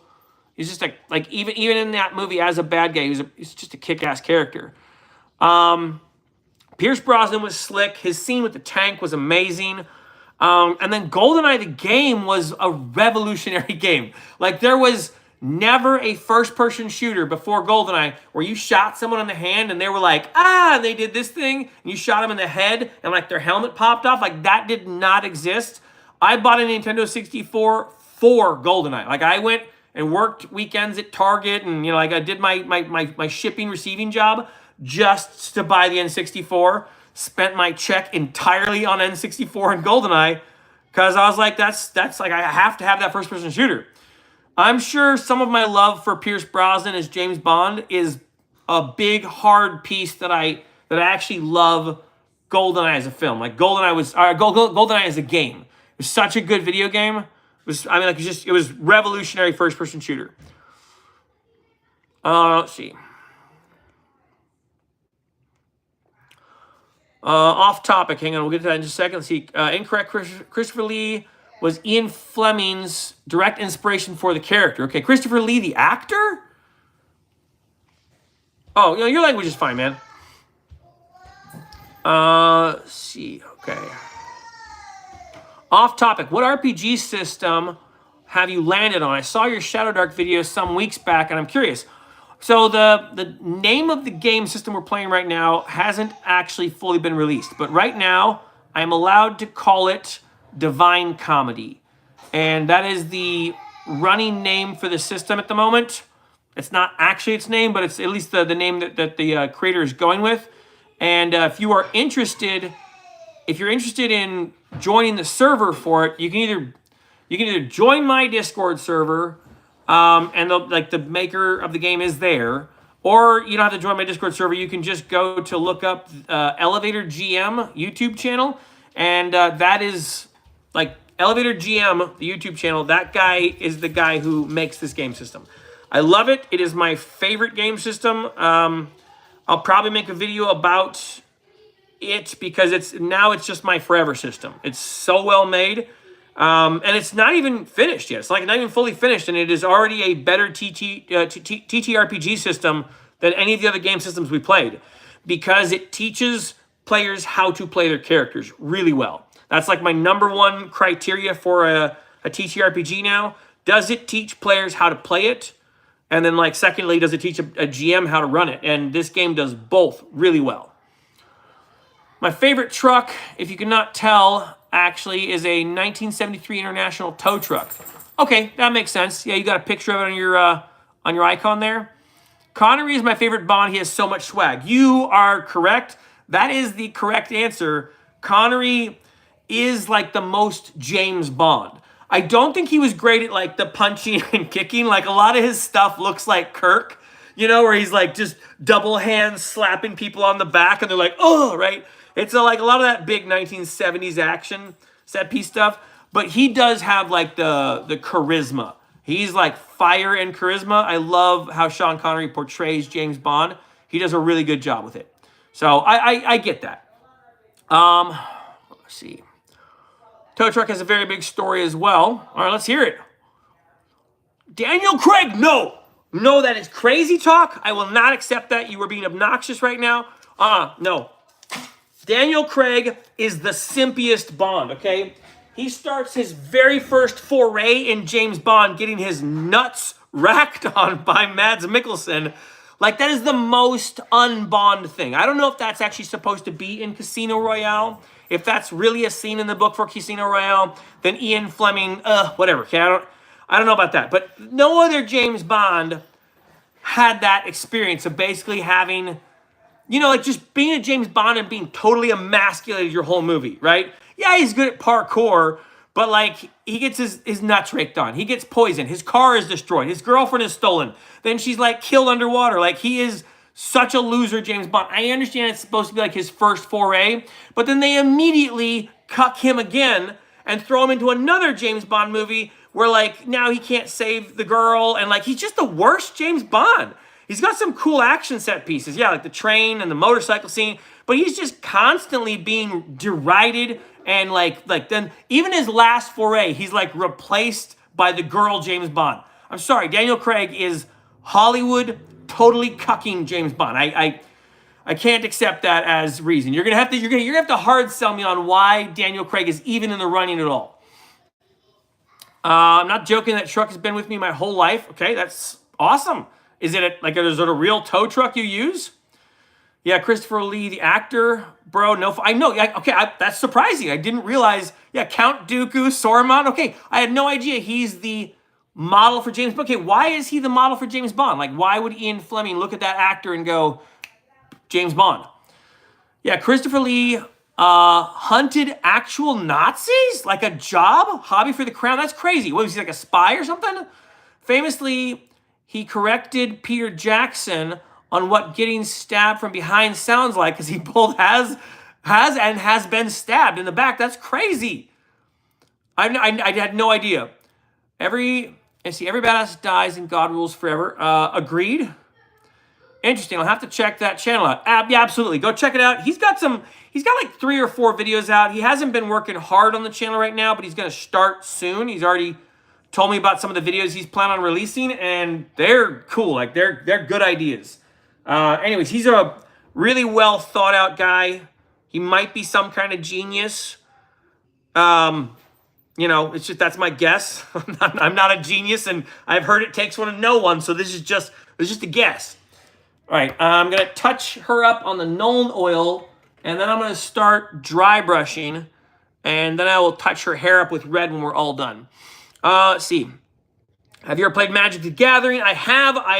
Magic the Gathering is actually like the reason I started reading again. You know, when I was young, I stopped reading when I was like 12 or 13, and Magic the Gathering I got into like real big. Like a friend of mine had Magic cards, and he taught me how to play the game, and we used to play it, and I was just big into making decks. Like it was so fun to make decks. And so that's what like got me reading again, or at least, you know, reading for a while. So yes, I love Magic. I only say Craig because I grew up seeing those in theaters. Like I said, though, he's a second. Okay, that's fair. I can understand, like, if you grew up seeing Daniel Craig films, probably you saw him with, like, your family or something. Your dad took you to him. I can understand being nostalgically connected to the movie. There are films that, like, I watch with my dad and my mom, whatever. I'm like, I'm not that into the film. But in some ways, it's kind of iconic or something to me because... I don't know, grew up with it. He-Man, right? He-Man Masters of the Universe. Okay, it's not a good movie, and I know it's not a good movie, but when I was like 5 or 6 years old, my dad woke me up at 5 o'clock in the morning to take me down to Uptown Whittier, near where I live, because they were filming He-Man Masters of the Universe, right? And I was already a big He-Man fan. I didn't really understand exactly what was going on with the filming, but it was cool because they actually had like a giant tank out there, and they were driving it down the street, and they had like all these giant fans. They were blowing stuff. My dad got me donuts from Winchell's, and we got to see like this movie being filmed. It was totally rad, right? When I saw the movie, it was cool because I saw parts of Uptown Whittier in the film, and I was like, oh, I was there, right? I was, yeah. So, anyways, not a good movie, but you know, it's just, in my mind, it's just this iconic piece of cinema because I saw it being made, and my dad took me out there, and we got Winchell's donut. It was cool. So, let's see. His opening scene was pretty good in Daniel's defense. No, okay, that opening scene, chasing that dude and parkouring up the crane and all that stuff, that is a really cool opening scene. It does not make up for the fact that Daniel Craig is a total cucky Bond. He is the most simpy of all the Bonds, and Hollywood knows it, and it's probably like the start of the decline of male superheroes. I think it may have started with like that James Bond thing, right? Like they came out of the gates with that thing. I mean, you might be able to think of an example earlier, like in the late 2000s or whatever, but like that was a clear one for me. I remember going to the movie theaters with a girl, and then coming to that scene where they're just like beating on his nuts for like a solid few minutes. And I was like, I'm awkward. This is uncomfortable for me. You know, like, okay. And it wasn't a good follow-up from there. Not to keep railing on Daniel Craig. I've said my piece on him. Let's see. Okay. Do you care about self-promotion in this chat? Because I'm trying to get to 50 subs so I can go live. Yeah, go for it, dude. I don't care. If you got a YouTube channel, you're trying to get 50 subs, yeah, go for it. It's not gonna bother me. The other thing I have noticed, if you're trying to get yourself to 50 subs, just try and make some shorts that are related to the other content you make. So if you make content about like gaming or whatever, you know, just make some shorts that are related to whatever your regular videos are, because that's a really good way to get people to see your channel, especially when you're small. The shorts have way more traction than they ought to, and you'll get like hundreds of views when you normally get like tens. So, yeah, but go ahead. You're feel free to shout out your channel. See, I have new FF cards. FF are those the dragon ones? Oh, Final Fantasy. That's cool. I have the Warhammer sets, and I am rather pleased with them. But I also don't know how I feel about Magic the Gathering being like so multiversal, because it's really become like it's kind of like, I don't know, Disney at this point, where there's so many different franchises all kind of commingled. A friend of mine from Discord made fun of it and was like, yeah, you can you can be SpongeBob against Optimus Prime. And I was like, no, you can't. And I found out you can be SpongeBob against Optimus Prime. I was certain that I was being trolled and someone was exaggerating until I looked it up and I'm like, all right, fine, that's a little silly. I don't know what to do with that. Let's see. Gotta go. Talk to you later. Cool. Toast Truck, and have a good night. Let's see. Despite you making up your mind on that system, I encourage you to check out Adventure Conquer King 2. I know, yeah, that's Axe. Is that the one made by Macris? Macris. Christopher? Alex. Alexander Macris, I think is the guy's name. I have heard of him, and I have his book, if it's the same dude and I'm correct. I have his book about how to be a game master. I rather liked a lot of the stuff that I had read in the first 3 or so chapters I got through. And I had a friend on Discord that was very much interested in his game. But I don't really know why he was interested in the game. He never really explained it. So here, maybe you explain why you like Adventure Conquerors King. Let's see. If for no other reason than the Mining Judge's Journal. Okay, a lot of great GM stuff in that game. Interesting. Okay. Would you? Yeah, if you wouldn't mind telling me a little bit more about the Mining Judge's Journal. Yeah, that's interesting. I've never heard of that system. Like, what does that do? And yeah, I'm not opposed to like looking at other systems and looking at other games. I guess for me, finding a forever game is, well, I know what my regular Friday night game will be. And, I know what I'll probably prefer dungeon mastering because I know like how super easy it is to run games. But, people who are interested in playing and they're like, hey, we want you to play in a game, I'm totally cool with that. I don't mind being a player in someone else's game. I'd even do it on YouTube. If I could find people who wanted to do like live streams, I'd be cool with trying to do that.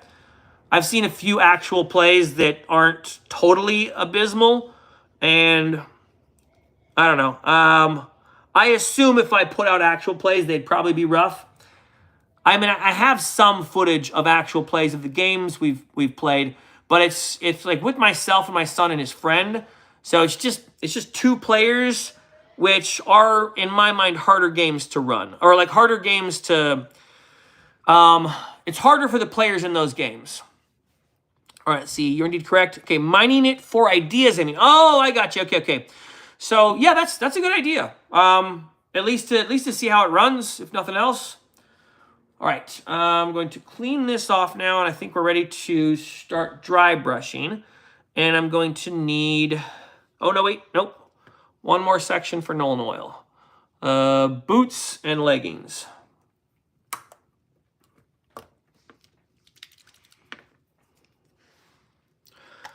Do you have a forever system? Dallas, let's see, Dallas Rain. Have you found a game system that is your absolute favorite TTRPG system?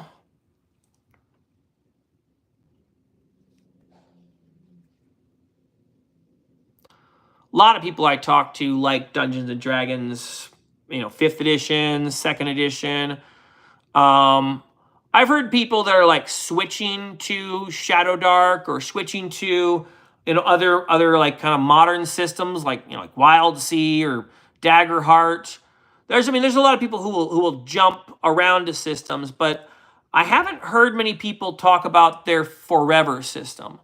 And I first heard about the forever systems from a guy who really liked Savage Worlds. Like Savage Worlds was just his jam. And if he was going to be playing a game, it was going to be Savage Worlds. I suspect the reason he liked Savage Worlds so much is because he was good at the system, like he understood it. And he liked playing different kinds of games. And Savage Worlds is kind of like a mechanic system that can be fleshed over, Star Wars or sci-fi, action, film noir, whatever. So it kind of just merges with whatever genre you want to play. See, very similar to old TSR D&D, but it covers. Oh, I'm guessing this is the Adventure Conquers King. So it's very similar to old TSR D&D, but it covers nearly anything you'd need for generic fantasy. Okay, the running joke is that the system is so well polished that Acts 3 will be a story game. Okay, interesting. So the game works very well for like generic fantasy. Does that mean that the game system doesn't have a lore setting or like, okay, I guess I would ask, does it have its own lore setting? let's see. Let me try and think of a game system that would have its own lore. I have come to start breaking down lore descriptions in 3 ways. There's either lore light, lore medium, or lore heavy. Lore light is like Shadowdark and AD&D without any of the campaigns.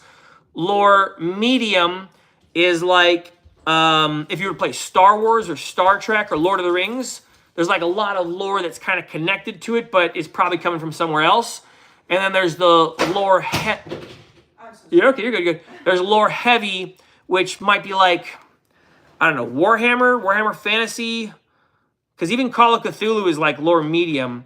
There's not a lot of lore heavy systems. The only reason I had to come up with a name for it is because the game system I'm playing right now is lore heavy. But so far as I've looked, there's not a lot of systems that do that. Usually it's like lore medium. But okay, so what would Axe be? Does it have like its own personality? Like, is it like D&D, Dragonlance or one of those other like modules for D&D where it like fleshes out all the classes really well and gives you like specifics for how each race plays differently? Let's see.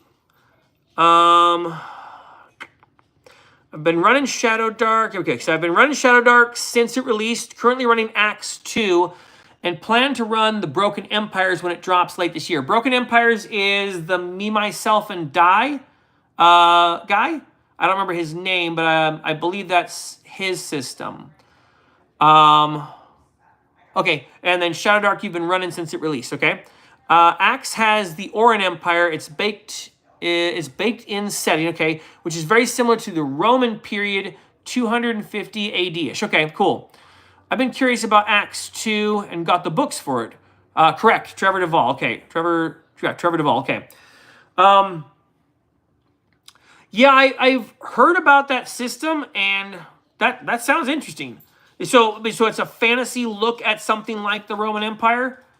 Like, I mean, okay, is it actually fantasy where you have like wizards and druids or something, or is it more like castles? What's the Troll Lords game system? Castles and Crusades? Yeah, Castles and Crusades. That's the one where it's like it's no fantasy. It's just like you're playing in the medieval world or whatever.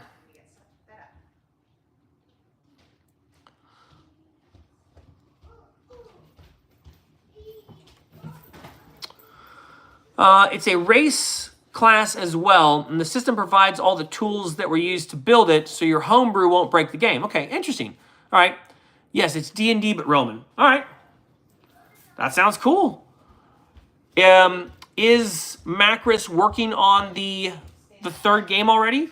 Or did not? No, I'm sorry. I think the 2nd game just came out. That's right. You were just saying the 3rd game is going to be a story game as a joke. Okay. So yeah, he just came out with the 2nd one. Am I correct? It did. Okay. All right.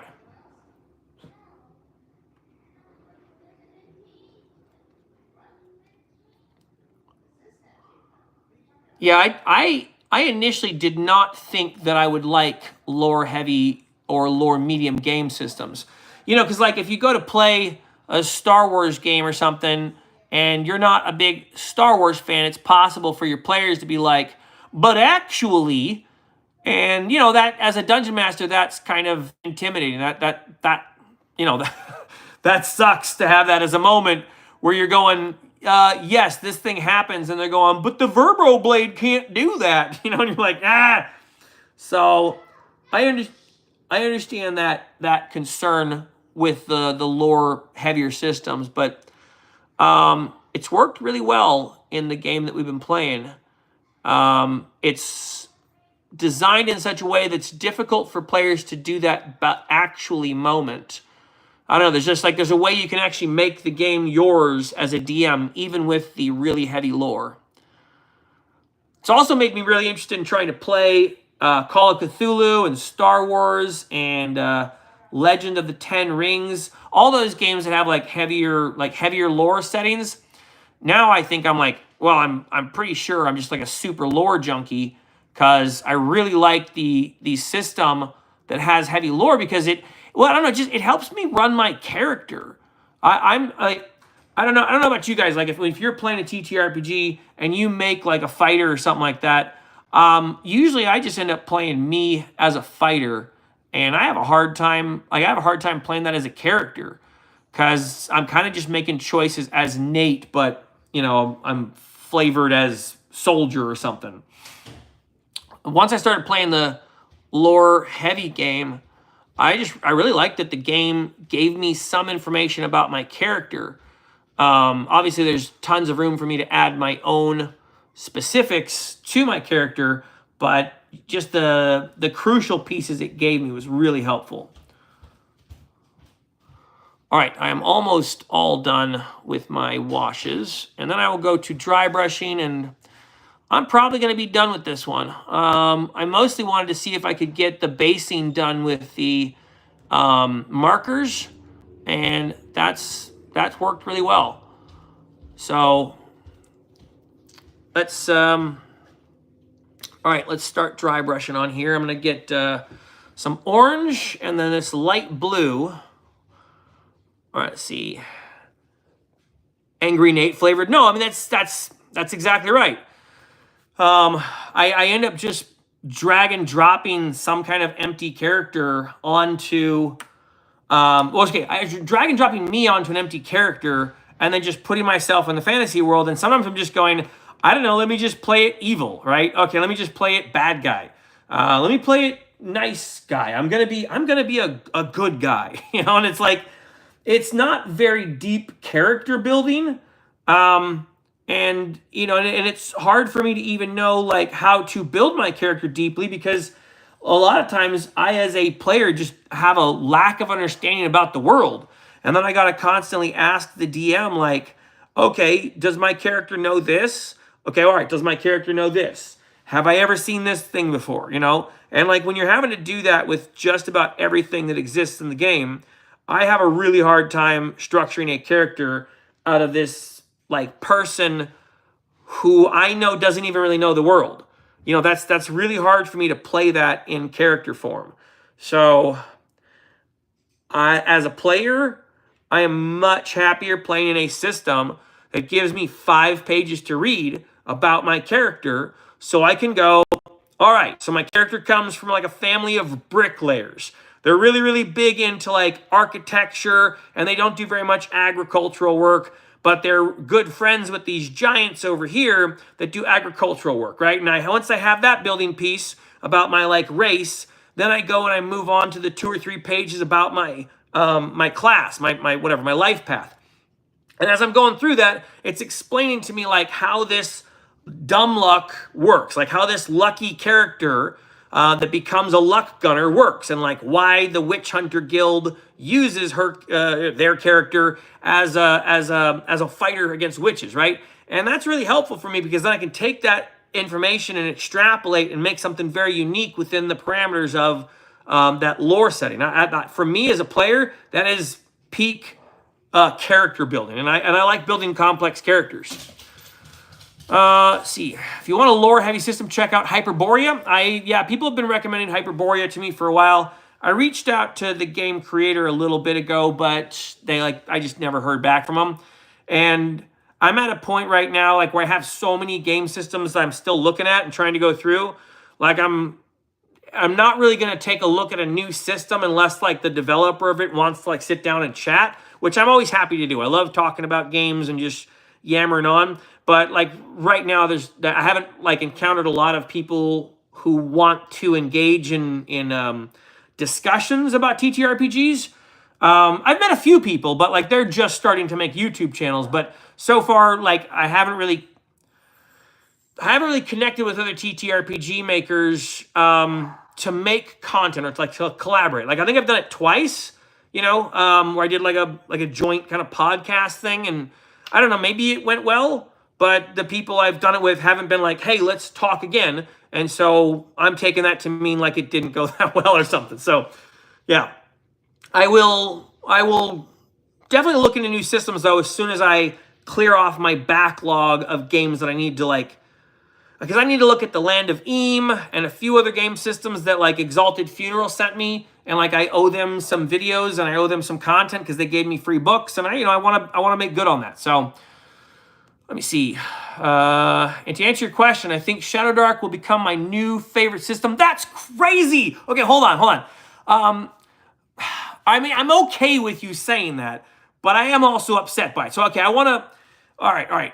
First off, Dallas, you have to join my Discord because I would like to talk with you in more of like a back and forth where you can actually respond, so like in a voice chat or something, because I want to understand what you like about Shadow Dark.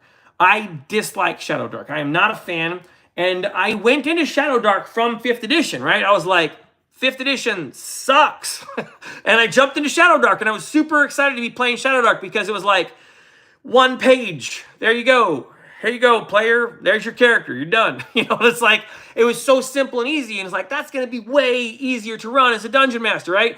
Because I was struggling with 5th edition so hard, trying every week to like prepare stuff. And then my players would pull out some nonsense spell that I had no idea about. But I spent 2 or 3 hours preparing a session, and then my player turns the boss into a chicken, and then everyone gets like a free critical hit or something.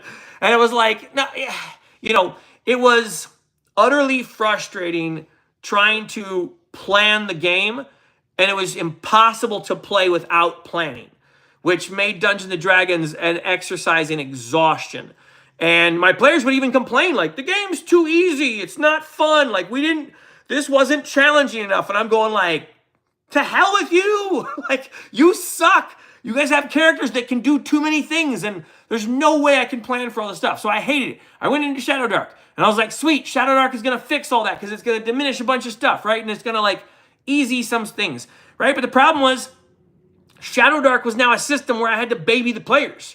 Because if I put 3 goblins in to fight 4 or 5 players, those 3 goblins could at least kill 2 players, right? So if I put 2 spiders in the game against my players, like I could just wipe the party with 2 spiders, right? Like the amount of times my players are successfully hitting versus the hit points of the spiders versus the amount of damage the spiders can do, like just 2 spiders could wipe out a party of like 1st or 2nd level players. It's pretty, like a group of 5, right? It's pretty hard to balance that game as well. So what I had to constantly do was like, either make guys be nice when they shouldn't be nice, or I'd have to have dumb strategy because my players wouldn't run away. They'd go like, let's try and talk to the spiders. And I'm like, you're going to die. Anyways, it was impossible to run the game because the players didn't know how to interact with it. And then I had to like drip feed the players everything about the world and the setting and the stuff, and they didn't know anything. And it's just, I don't know, it was a nightmare trying to run that because my players didn't know anything about their characters, and they just killed them off. Like, they didn't care about their characters. They just treated them as though they were like video game characters, and they didn't mind them dying. And then they just didn't, it's not that they didn't try. They just went, fine, I'm going to go stab that monster in the back. And then it would kill them, and then it's like, oh, okay, It's kind of like playing a board game, It felt like playing a board. It was the most board gamey tabletop RPG I've ever played. It played the most like Zombicide. So, I guess, yeah, I'm like, you gotta explain it to me. Like, Shadow Dark was so, all right, I'm gonna finish reading what you said though. See, I ran for 3.5, for like 20 years, and I've only recently broke away from D&D in the last 3 years or so. Okay, so yeah, I'd have more questions for you, like what other games did you play, or what else did you like? But I think it's probably better if you join my Discord and we can just chat there. We have like TTRPG discussions just all the time. I'll actually probably jump on there for a little while after I'm done with this live stream, depending on time. Let's see. Okay, so we'll see where we land, I guess. Okay, gotcha. I would recommend checking out Black Lodge Games' video about D&D damage. They hate it, in which they give a couple of good information advice about Axe Judge's Journal. Okay, I see what you mean. So you're saying they don't like the way damage works in D&D, and they're either talking up Axe or they found some way to homebrew D&D or something. Okay. Sprout, how's it going again? See, look at my Bible. I appreciate that direction. That is something I need to put into my do every day list. I don't usually like Black Lodge Games stuff, but it's a good video to watch for their information about Acts 2. Let's see. I didn't like Black Lodge Games initially either, but they've grown on me. I understand not liking them. I'm also not a big fan of theirs. Like, I don't hate them or anything. I don't find myself watching their content. But I also don't watch a lot of tabletop RPG content. I think Seth Sorkowski is probably one of the only guys that I still watch his videos. So many of the TTRPG people are just like they're selling something. Like they're actively trying to sell their own product. You know, like even the Black Lodge Games guy, right? They want to sell their Shadow Dark adjacent vampire module, Blackmore or something, and their Shucked Oyster, right? And they want to sell both those two things. So the moment that happens, I'm like, I don't know if I trust their opinion about Shadow Dark. I know that they're profiting off of Shadow Dark existing, and yeah, you know, it's hard for me to take their opinion as unbiased. So that being said, I also just don't watch a lot of like how-to tabletop RPG videos. I learned a lot about tabletop RPGs in the last year. Like I tried to speed run it as much as I could to try and be good at tabletop RPGs, and so I've consumed a lot of content. And I'm at a point where I'm like, I'm good for a bit. You know, like I probably need to get more games under my belt, and then I'll be ready for more theory crafting stuff, right? But I need to get more hands-on experience. So, see, I don't like the vitriol, but their interviews are good. You know, okay, they do cause, like, I understand they come into the space and they cause a bit of, like, political drama, just like the Diversities and Dragons guys do, or people do. Diversity and Dragons guy does that as well. I don't know his name, but I've seen, like, one or two of his videos. Pundit also does that. There's a few people in the TTRPG space where they come in and they go like, let's make some waves, right? Let's drop some political bombs in here. People could accuse me of doing it too, right? I've made a video about like, would you play with a Donald Trump supporter? Like, would you support a woke company? Like, I've made videos where people would accuse me of stirring crap up. I don't think I am, but that's not the point. People could accuse me of it. I understand it. I think the tabletop RPG hobby space is incredibly political. It is a very divided community. No one can agree upon anything. So I don't even know that I would like say that the Black Lodge Games people or the Diversity people, I wouldn't even say like their vitriol is bad. I think it's actually good. I think that's probably the best thing about them is like all the crap posting that they do about like liberal games and the woke stuff and whatever else. The fact that they come in here and they be jokesters, that's their best feature. Like that's the best thing about them. I don't like the fact that they support the Shadow Dark game because I hate Shadow Dark. I can't stand it as a system. And I don't think dropping lore into it is the answer to an empty, kind of meaningless game system. So anyway, that's my hot take on Shadow Dark. But all right, see, 5e is too much clicking paper buttons, in my opinion. Yeah, that's fair. I agree. Most of the time I'm playing 5e with people, they're going like, I push the fireball button, I push the prestidigitation button. I got it. I can sum it up real quick. GM fiat is implied in the system. I can roll up, teach, and engage a player in less than an hour. The game just doesn't get in my way. Okay, and that's fair. That's fair. I understand what you mean. I could teach a kid who doesn't want to learn a tabletop RPG how to play Shadow Dark. I get it. The problem is I'm basically teaching them how to play, I'm trying to think of another example, Star Wars Imperial Assault, right? It's a less complicated version of Star Wars Imperial Assault. I don't think Shadow Dark will end up teaching a player how to be a character. I think Shadow Dark teaches players how to inject themselves into characters, and that is the worst way for people to play.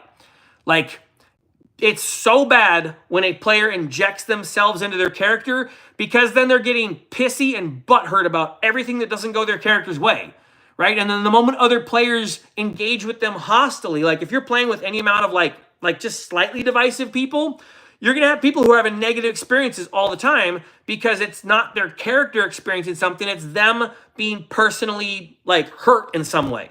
So I think Shadow Dark does tabletop RPGs fundamentally wrong, and I think the rules light games are also fundamentally wrong. I think you're teaching people how to play you as a character, and that's not role-playing. That's self-insertion into a game, which means you're pissy when you don't land on go or something. But I understand the GM fiat thing, right? Like, yeah, you as the GM basically to go like, my world, I'm in control. I tell you what's here. I tell you what you know. I tell you what you don't know. You have to come to me and ask me for permission to do anything. I also don't like playing that way. I don't like GM fiat. I don't like that game where, you know, like where the players have to ask me, mommy, may I, for everything. Like, I want players who are well informed about their characters and know what they want to do. Dude, I watched you when you first got on here and you started Shadow Dark. It's so interesting to hear you talk about it. No, that's really fair, right? Because I went from 5th edition to Shadow Dark and I was like, yes, this is everything I needed, right? This is exactly what I wanted. Problem is I'm playing with like 2 14-year-old boys. One of them is a war gamer and one of them is like, you know, a troll, no, an edgelord, right? He's a kid, but he's like an edgelord. And I've told him he's an edgelord. He knows he is, right? He knows he can be. He does edgy crap, like he cuts out his own eye or he casts a spell through his friends knowing that it'll hit them. Like he just does edgelord stuff. It is really hard playing tabletop RPGs with kids who are a little bit edgy, plus adults who are trying to learn how to play the game. Like we played Shadow Dark and only one of our players was actually being a character in the game. He was like totally headcanoned. But the problem was no one else in the party knew why he was doing the stuff he was doing. He was a total headcanon character. And he's like, I'm this and that. And he had his backstory all worked out. The problem is he runs away from a fight and the players are going, is he coming back? You know, like, where's he going? And they don't know. And like no one would get along and they were angry and they were frustrated and they were upset at each other and people didn't want to play. And then I had players not show up to the game because they hated it. Right? They didn't understand their characters. I got like 2 actors in my group, in my game group, like 2 people who come from theater acting, and they couldn't be characters in this game because the game doesn't teach you how to be a character. It teaches you how to be a quote unquote fighter or something, you know? And then you go, what is a fighter? Someone who's good at fighting. But then what you're left with is players who have to start inserting zeitgeist ideas like I'm Aragorn or I'm Luke Skywalker or something, right? And that's not helpful because you as the DM don't really know their characters. They don't really know their characters. You know, you're trying to figure out what choices they might make. And then on the fly, you're having to make stuff up all the time. I hated that. That wasn't fun because in reality, I knew I was babying my players all the time. I knew I had planned a bunch of stuff for them to go up against.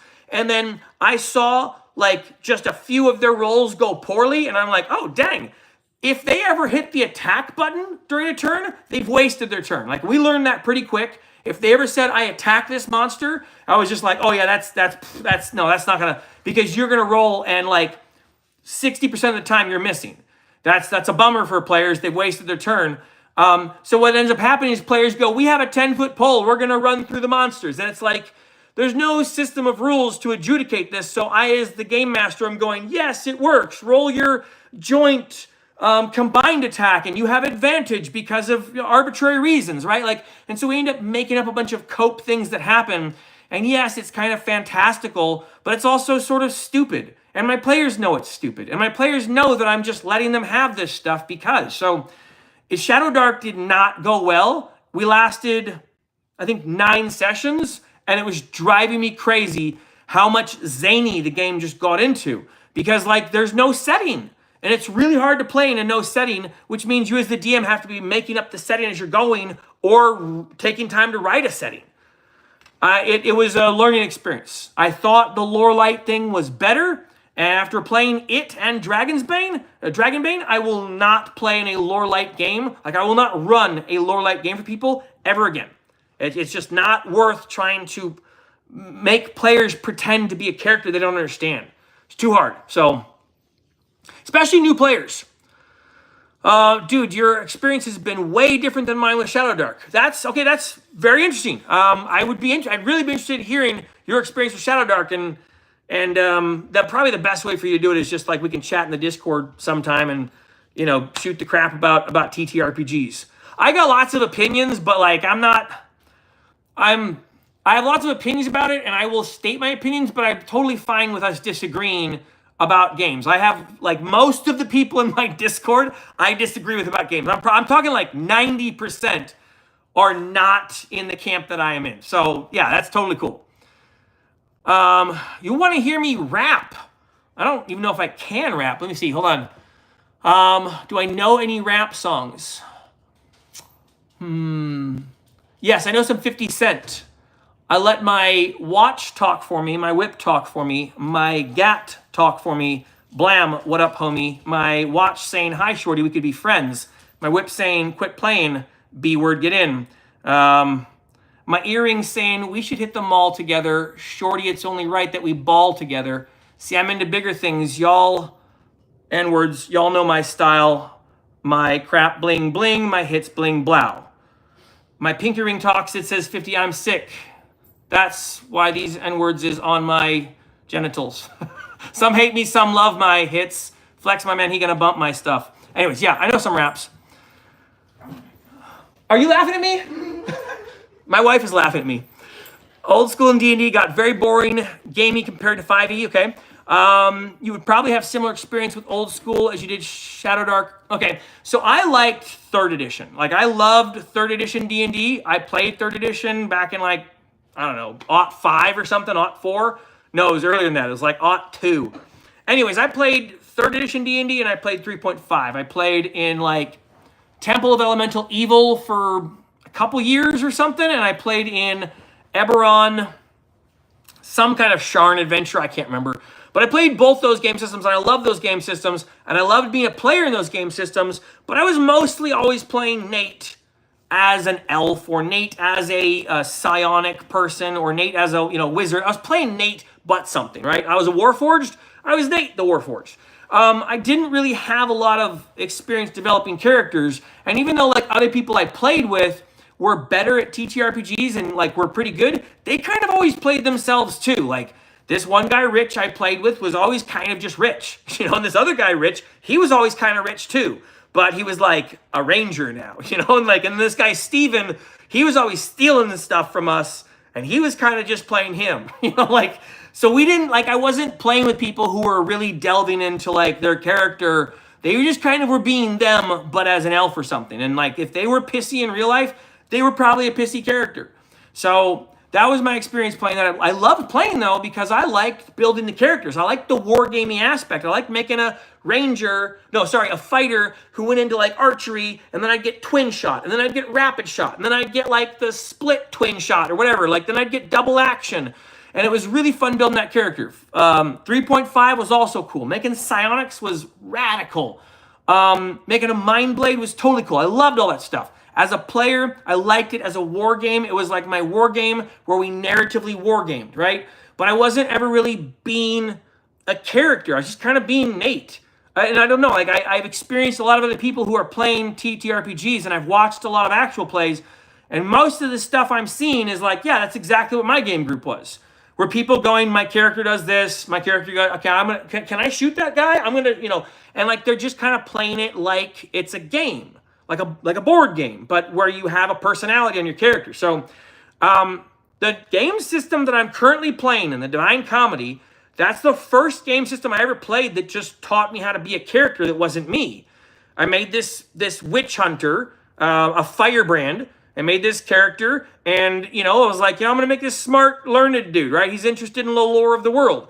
And when I played him, I wasn't playing me. It was the first time I was playing a character, and when some choices came up, someone asked me, later on, hey, why did you do that? And I was oh, yeah, I would normally not do that. Yeah, that was really weird. I kind of was just thinking as my character, which was different for me. I haven't done that before. But again, I'm not very good at TTRPGs. I've generally just played me. See, I really liked your would you play with a Trump supporter video, and that was a great argument. Okay, I appreciate that. I wasn't really trying to stir crap up. I have thought about taking videos like that down because I don't really enjoy the fighting about politics, but I also don't enjoy the gaslighting, people pretending that TTRPGs aren't for politics. Shut up. What are you talking about? The Daggerheart book is filled with politics. It's a political propaganda book, right? It's all political messaging. I don't care. I'm fine with it existing, but don't tell me it's not political. So, I don't know. But I appreciate you saying that because I wasn't trying to be let's fight. I was actually going, look, if we can't play tabletop RPGs with people we disagree with, I guess you can't do anything with people you disagree with, right? And I don't agree with my ex-wife about anything. 0 things do we agree upon. Like, I think we both want good for our kid, but we can't even agree on what good for our kid together is. But I'll still play a TTRPG with her. It's hard. I'm frustrated with her a lot of the time. And she's frustrated with me a lot of the time. And I can tell she doesn't like playing with me, but she wants to play with our son. And I'm proud of her for continuing to try. So, yeah. All right, I rambled on for a while. Okay. Let's, all right, tell us more about your hate for Shadow Dark. All right, see, injecting yourself into character, yeah, I would agree with you. Okay, so I don't like playing in a game system that doesn't inform the dungeon master or the players about how to play it properly. And what I mean by that is, like, yeah, Shadow Dark tells you which dice to roll when and like what thing to do here or there, but like it doesn't inform the world building, right? It's just an empty setting. It's an engine. I'm fine with calling it an engine and saying, like, yeah, it's a pretty good engine. It's a D20 engine that's a skillless system with no lore tied in. So you as the dungeon master are going to have to do all the work yourself, right? There's 3 ways it can happen. Either you get a system where there's a lot of lore, like Star Wars or Star Trek or Lord of the Rings, or you get a system with no lore and you're going to have to build the lore on your own. Like, you're going to have to do preparation work in advance to develop the kingdom of Altanoni and, their royal legacy of whatever and the magical wall around the kingdom. You're going to have to build that stuff. Or you're going to have to make it up as you go, right? And if you're going to have to make it up as you go, you can do things like get the Muggle blub, right? You can get those little cursed scrolls. Those still don't give you lore for the world. Those give you like a little situation. They're about as helpful as like those things that Ben Milton offers, which is like, hey, look, it's a mushroom area and there's a girl walking around in the mushrooms and she's trying to beckon you over.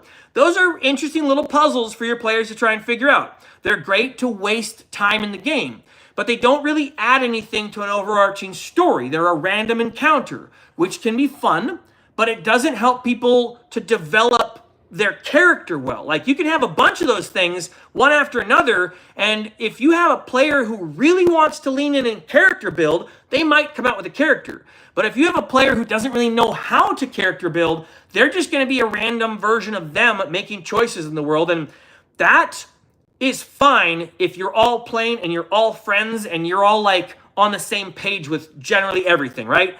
But if you're playing with people who have wildly differing like reasons for choosing one thing or another, like, okay, I'd give my players weird moral quandaries, right? Like, hey, there's a naked lady here, right? And she's covered in bodies. Secretly, she's a werewolf, right? And the players are going to find out that she's a werewolf at some point.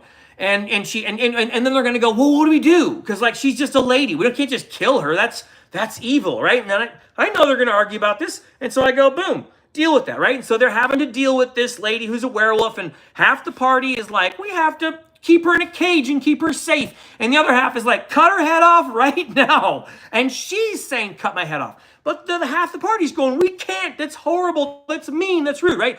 My group could never agree upon anything. And they were just spinning their wheels. And my son is like, nope, right? And my friend from Thailand is like, nope. If you're playing with a bunch of people who are like squishy and they're all passive players who are going to sit back and go, yeah, I guess we cut her head off, whatever you want, right? But if you have players who like, they have strong opinions and they're sticking to them, it's never getting resolved.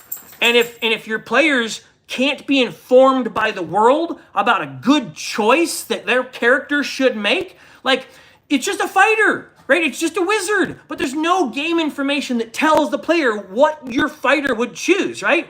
But if you have that lore, if you have that connective tissue that builds the game world up, and your player knows that they're playing a firebrand who works for the witch hunters, and the witch hunters feel a certain way about monsters in the world. And the witch hunters also feel a certain way about witches, right? Like, they don't like dark witches, but they don't really care about white witches. They don't really care about witches who are making potions and hanging out with herbs and stuff. They're like, we're going to watch you, right? But they don't like dark witches. And you give your player that wealth of information, but you also tell that player, by the way, someday you're going to work your character to a point where you will remove your heart out of your chest and put a burning fire elemental in that spot. And at that point, you have 10 to 20 years to live. Your character is a firebomb of ticking energy, and that is who you are in the world. And by the way, your parents were like, potters or architects or something, right? You give your player all that stuff, and now when you give them a weird situation with like a naked werewolf or something, they're going, I know how I feel about the situation, and everyone else in the party is already on board. They're going, we know exactly what Nicholas is going to do. He's going to kill that werewolf right now. Doesn't matter if it's a naked girl. The moment he finds that werewolf, it's dead, right? And that's helpful because even if your players can't agree, so long as they understand why each other's making decisions, then you can have a group of people play who aren't people who agree about stuff, and they're also not passive players. Most of my players at my game table, like over half at least, are players who are opinionated about stuff, right? My wife is sometimes not opinionated, and my son's friend is sometimes not opinionated. But also they flip on and off, and they have like strong opinions sometimes. It's also really good for non-opinionated players to be given characters that inform them of how to have opinions in the world, right? That's really helpful because now they go, look, I'm normally a passive player, but since I know I'm a Mortigard and since I know how I feel about the dead things of the world, I am not letting this person continue talking to their dead grandma who's in a jar because that's creepy and that crap needs to go, that person needs to go to the well. I'm sending that person to the well right now, right? All right, I've rambled on for a while. I will say this, Hyperborea is my first old school game. I'm in a campaign, and what you said about SD being deadly and players not taking the game seriously, I'm playing with old school people that are helping you get it. Yeah, I got you. No, that's true. And I've realized from talking with old school gamers that I just wouldn't like old school TTRPGs. I'm not interested in playing in a game world where I go and like look in dungeons for crap to bring back. Like I don't want to play Gauntlet Legends, the TTRPG. Right? That's kind of what that feels like. I go in Shadowdark, I travel down into the thing, there's some random encounters, the Dungeon Master rolls it up. Okay, it's time for new random encounter. Oh, let's check your torch timers. Like, I tried playing it. That's the thing. I now made a rule for myself. I don't play games with people that I haven't played a few sessions in at least, right? In Shadowdark, I played two sessions or one session. I was bored. I was like, I don't know what to do with my character. I don't know what I want to do.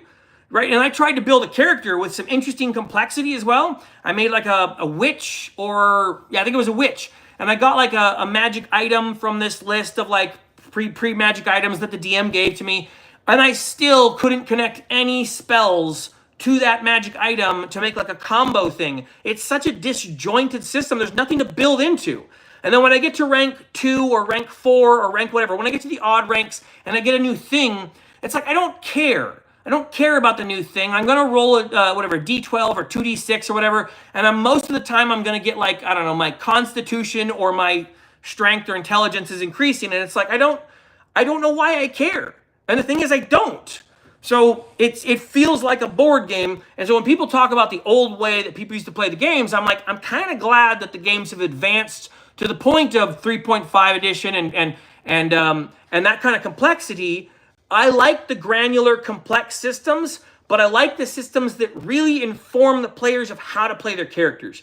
And that's why the game that we're playing right now is so good, because it has all that 3.5 complexity. Like, it has crazy deep ways that you can build your character. Like, you can make a melee character, and that melee character can attack multiple times per turn. It can do special, advanced maneuvers. You can get to the character so they can like be a defender. They can be a librarian. You can build all sorts of complex, crazy characters, but they're also characters that you're well informed about. That like when you're playing an augur in this game, you're playing a weird character that can sense how alive people are and when they're going to die. Like, you have way too much information about the world, which makes you kind of a crazy character. And the magic system really helps to inform you as a player how to play your character in all their esoteric ways. So I really like it. But I understand, like, it's not the way the grognards play, right? Like, the grognards don't play this way, and they've been playing the game for 40 years, and, so it's like, I'm not really interested in trying to sell people on my way of playing, like, to the point where I'm like, look, you're doing it wrong, or you need to play my way. I'm more so interested in at least being like, I don't know, check it out, right? Check it out. You can go to Elevator GM. You can follow his channel. He's posting content there now again, like fairly regularly. And that's the guy who's creating the game, right? And as far as I'm concerned, he's making something that doesn't exist. It's a brand new, like revolutionary thing. And I know I'm new here in the hobby space, but I'm still saying, like, I haven't seen it anywhere else, right? I've looked at a bunch of different game systems, examined how they work and what the mechanics are. And there's things that get close, but it's very new. It's very unique thing. It's independent. Like, it's kind of like how video games were that way for a long time too, right? All the cool video games are like indie games, right? There are no cool AAA games anymore. Like, not a single video game AAA that's cool. They all suck. They're all overly monetized. You've played them before. You've played 100 different versions of this like looter shooter or this like cover shooter or first person shooter. All the video games are basically like boring except for the indie ones. And every so often an indie one comes out like the Outer Wilds or Slay the Spire, and you go like, wow, I've never seen this before. This is cool. This TTRPG is that. It's like that. See, I was looking into, I'm way behind. I know I'm way behind. Sorry. I'm looking into D&D. How do you think I should start? What should I get? Yeah, oh, man, that is a really good question. If you want to start with D&D, I just get like the starter box of D&D, like the Lost Mine of Phandelver, if you can still find that one, or the Dragon of Icespire Peak. Dragon of Icespire Peak is probably a cheaper one to go with because it's like 20 bucks. And it's got everything you need to start the game, like maps and the scenario. And so long as you read that like campaign manual that it comes with, you're good to go. It's super easy to run. And like worst case scenario, you get off track and you just kind of make some stuff up. It's fine. I probably don't recommend starting with D&D, but if you're adamant about D&D, like, and you want to go 5th edition, yeah, like Icespire Peak. A lot of people are like all about AD&D, you know, second edition AD&D. So that's a choice as well. I see $5 here from Dayless Rain. I completely disagree. I think character builds are the problem. When there's less paper buttons in the way, there's more room for role-playing, my experience. Okay, that's totally fair. I understand what you mean, but then the question comes in, like, what do you mean by role-play? And this is where, like, we're gonna have to chat, because I want to hear your side of it. I want to hear your point on this. But we're gonna have to have an actual voice chat on Discord. So I'd love to talk with you more about this. I totally disagree with you, but at the same time, like, I understand your point. When you get all that, like, I perception the room, or I'm gonna use this skill or whatever, yeah, you get into a lot of granular like gameplay mechanic stuff, and that bogs things down. So I understand that there's a potential, but Shadow Dark with like its turns and all that, it makes it very difficult for players to be experiencing the same moment as each other, because oftentimes it's this person's turn and then it's this person's turn, and it's really hard to get like a conversation going off the ground where your players are going like, no, what are you talking about? Of course we're killing them. And they're going, no, we're not going to kill them. We have to let them go, right? I don't have that a lot. That's hard to get going in Shadow Dark. I see. We're going to run games for groups of teens. That's one of the major people I end up running games with, because my son and his friend generally play with us. If you were asking me, but if you're talking about yourself and you run games for teens, like, well done. That's hard to do. Teens are very difficult crowd. See, Skitty Jones, you're with Rain. Okay, that's fair. Look, I understand. A lot of dungeon masters like the Lore Light system. I understand it. It's very popular. It's probably one of the more popular TTRPG systems.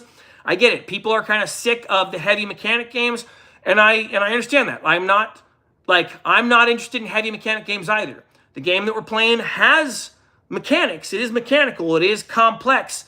But there are games where my players don't pull the dice out for like an hour or 2 hours, right? And then we go, oh, we forgot to get dice. Whoops. And they were just role-playing the whole time. When we play in this game system, my players talk in character 90% of the time. Sometimes, if it's a heavy combat, it's like 70, 80%. But they are talking in character. So if they're saying a thing, like, it's not the player saying it, it's the character saying it. And they're like, no, of course we're going there. They're talking in their accent and everything. And they're saying like, well, I'm talking to this MP, what are you doing? Come on. And they're talking as their character the whole time. And with each other. And I walk out of the room sometimes to go get like a drink. And they carry on their conversations. I've never had that happen in Shadow Dark. Ever. Once. In Shadowdark, it's like 90% of the time, players talking to me as their player. And like maybe once in a while, a character like says something in their character's voice. See. A5E Tools is the site. All right, thank you. Let's see, light. All right, welcome. So I'll jump into Discord sometime. Oh, hey, there's Elevator GM. Okay, so I'm way behind because I didn't see any of his things. I'll jump in Discord. Yeah, okay, that Dallas, I appreciate it. Or Rain, that'd be fun. I'd love to whatever hash it out with you and hear more of your thoughts and opinions. I don't know if you post your actual plays. I'd be interested in taking a look at them too. So far, all the actual plays I have seen for Shadowdark look like someone running Zombicide and players playing Zombicide, but they're playing it and it's called Shadowdark. I've never seen someone role-playing Shadowdark ever once in all the history of Shadowdark, and there are lots of live plays. See, everyone does respectful arguing. It's fun. It's very true. Sprout Guy, if you're interested in getting into D&D, you can play online for free. Roll20, good place to start. That's right, you can do LFG, but yeah, I wouldn't recommend doing LFG for D&D. That is probably the worst way to jump into Dungeons & Dragons. You do not want to do a pickup group of Dungeons & Dragons. You want to find like 3 people that you know to play the game. You don't want to play online with a pickup group. You'll have a bad experience. And the types of bad experience that you will have will probably permanently ruin you for tabletop RPGs. Yes, Nate, I'm going. Shush. You're clipping it? Okay, apparently Rodney's clipping me. About what? I don't know. I said something a few minutes ago. I'm way behind, though. See, what's the Discord? Yes, Elevator GM. Your wife. Oh, okay. I was rapping. Okay, he's clipping he's clipping me rapping, apparently. You are rapping? Yes, they asked me to. Well, would you try and finish up so we can watch Walking Dead? Okay, apparently we're going to watch The Walking Dead in just a minute, so I'm going to... okay, love that Lex appeared. Yes. No, she came in just to laugh at me. Check the YouTube main page, should be there. Okay, I'll probably try Tabletop Simulator, top on Steam since I have it. Yep. Again, dangerous because there's so many bad groups out there. I feel like the mechanics make the story in the game more enjoyable. Rules Light seems like yes and improv. It can be yes and improv, but it's also what and improv, right? You have a lot of players who basically don't know what they can do and don't know why they would do it and don't have any way to be informed about what their character would want to do. So hopefully they've brought a whole bunch of backstory to their game or something, or, you know, they're just kind of being themselves, which means that when they have those points of contention, they're going to fight each other. See, Zeitgeist dependent. Yeah, right. Bare bones, improv. See, usually one of the two. All right, it's midnight, so I'm going to crash. Thank you so much, Kurai Shinobi. Awesome. Logged in just in time here to talk about Shadowdark. Hey, Chevron, how's it going? Good timing, Argus. Yes, first case, scrub through it here. Okay, it's worth it. Bowling ringtone. Okay, apparently me rapping is, okay. Go about 8 minutes ago and clip it. All right, fine. We need to make it rack. Was the hand gestures. Oh my word, I just went back to see it. Okay, all right, this is gonna be cringe now, isn't it? Tell us about how rap was in the before 4 times, Grandpa. Yes, he holds 50 cent. Let's see. Hey, how's Warhammer table coming, by the way? Yeah, you know, I'm gonna do a video about the Warhammer table tomorrow or soon. I got some news on that front as well. The company TT Combat, I got a hold of them to ask about the discount because there's like a bunch of terrain that I'm trying to get, and they agreed to give me a pretty significant discount. I am super stoked about it because it's going to save me like, I don't know, a few $100, and I'm excited about that because I'm making a massive terrain build for a fantasy game for the game we're playing actually, and that's the thing, right? Like this game that we're playing inspires me as a dungeon master, as a lore master, right? It inspires me to want to be creative, and it inspires me to want to do certain preparations that Dungeons & Dragons just never did. And with Shadowdark, I really never needed to bother because I was just going to make everything up anyways. And you know, this game has got me inspired to the point where like I want to make a really cool war game table for the fantasy aspect of the war game. So that's well, I'll be talking about that as soon as I finish cleaning up the table downstairs. Building rules for your character is less efficient than building context for your character. Let's see. Building rules for your character is less efficient than building context for your character. I think building context is more essential. Building rules for your character is less efficient. I'm not even sure what to do with that. Rules is something that I feel like should actually be built on top of the context. But I might have to think about that more. That's an interesting way to phrase something that I don't know how to wrap my head around. I'll think about that more. In fact, I'm going to take a picture of the screen right now. Let's see if this works. Cool, perfect. I think I was winking at the time. Suggestion: at the start of each of your Hyperborea sessions, we all roll a d20, and the winner becomes the caller. That person tells the DM what the party is doing instead of the whole party talking. Yeah, I understand that way of playing. I've heard about that before. People have like the person who comes up and declares what everyone's doing.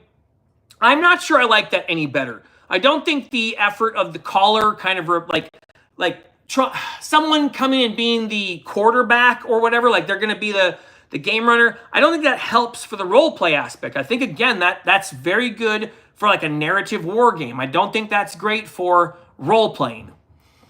What up, nephew? What up to you? Nate, there's a little bit of a crackle in your mic. I'm not sure if there's anything you can do about it. It's my phone, so I can't. But thank you for telling me. It's possibly this thing. Since I'm scrolling up, it might be that I'm actually bumping the whatever you call it. What about Terraria? Let's see. Hold on. Red Warrior needs food badly. Yeah. What about Terraria? Terraria, the video game? I played that a little bit. I wasn't very good at it. My son was super into the hacksaws for it, so he downloaded a bunch of mods and rigged the crap out of the game. All right, last thing for sure before I actually bounce, check out the Daggerheart actual play by Talking XP called Bitchin'. It's fantastic. I think you might like the system. I don't think I like Daggerheart. In fact, I'm certain I won't, but okay, I'm going to take a picture of that and look it up. You know what? Since you have declared that I should look at it, I might actually do my next live stream trying to get my computer running and just go through this thing. The other guy, the Crispy does that, watches actual plays. So yeah, here, let me take a picture of that so I can remember it. Don't turn the phone off. There you go, that worked. All right, hey, Family Tabletop, leave Gauntlet Legends out of this. I mean, okay, wow, so I'm so far behind the 10 Commandments. Some Daggerheart seems underneath culturally sensitive seminar. It is, Bob, you're totally right. It's like a struggle session in a book. To me, a good TTRPG has mechanics that tell a story, not an equation. I'm fine with the equation being there, and I want the story to come out of it, but I don't mind if I can build a cool character. Like, I want to be able to build a cool character too. Cultural sensitive can take a hike. Let's see. Cultural sensitivity can take a hike. Oh yeah, okay. You're not into it either. Yeah, I don't need my system to tell me what my politics should be, right? Like just make a fantasy system. You don't have to throw a whole bunch of the message in there. Like, it's so boring. It's in all this stuff now, right? Like you're gonna tell me how I got to think about everything. All right, I'm trying to speed through because they want to watch Walking Dead. I'll check out. I'll check out the game. Sounds very interesting. Yeah, you come join his Discord because we're in there chatting about stuff all the time, and they're putting like lore dumps, and it's really cool. Hop on Discord. You're doing community polling right now. Yep, that's true. You can come vote for stuff. Let's see, Christy, chill, bro. All right, see. You won't read this before I leave. Okay, but I'm not anti-church. I ran 3.5 for years. Oh, sorry, anti-crunch. I read that as church. Okay, no, that's fine. I get it. Okay, a bunch of messages got deleted. All right, thank you. Naughty, don't do that. Okay. If you're checking out, we got some actual plays of DC 20. Cool, I will. Thank you for posting that. T-Dog, if you're in my Discord, feel free to leave a link directly to it. And yeah, I'll take a look at your actual plays. Hey, I popped in as you read it. Great, perfect. I just got to it. I just caught up. Rain, thanks so much for all the back and forth. I appreciate the engagement. I'm going to jump off now because we're going to watch The Walking Dead. Hold on. If you want actual plays of Pendragon, I have those. Bob, do you want me to go through your things like I'm looking for problems though. Like I wouldn't want to do like a live stream for it. I've seen some of your actual plays. I think your actual plays do a really good job. I think your players are very well engaged, and I think you have a really chill pace. Yeah, I think your pace is really good. All right, I'm gonna jump out. Let's see. I DM'd you on Discord. Cool, awesome. God bless you guys. Thanks for hanging out for the stream, and I'll catch you next time. I will probably be on Discord. I'll check Discord after we watch an episode of The Walking Dead. And if you guys are still on there, then I'll come jump in with y'all. All right. God bless you. Have a good night.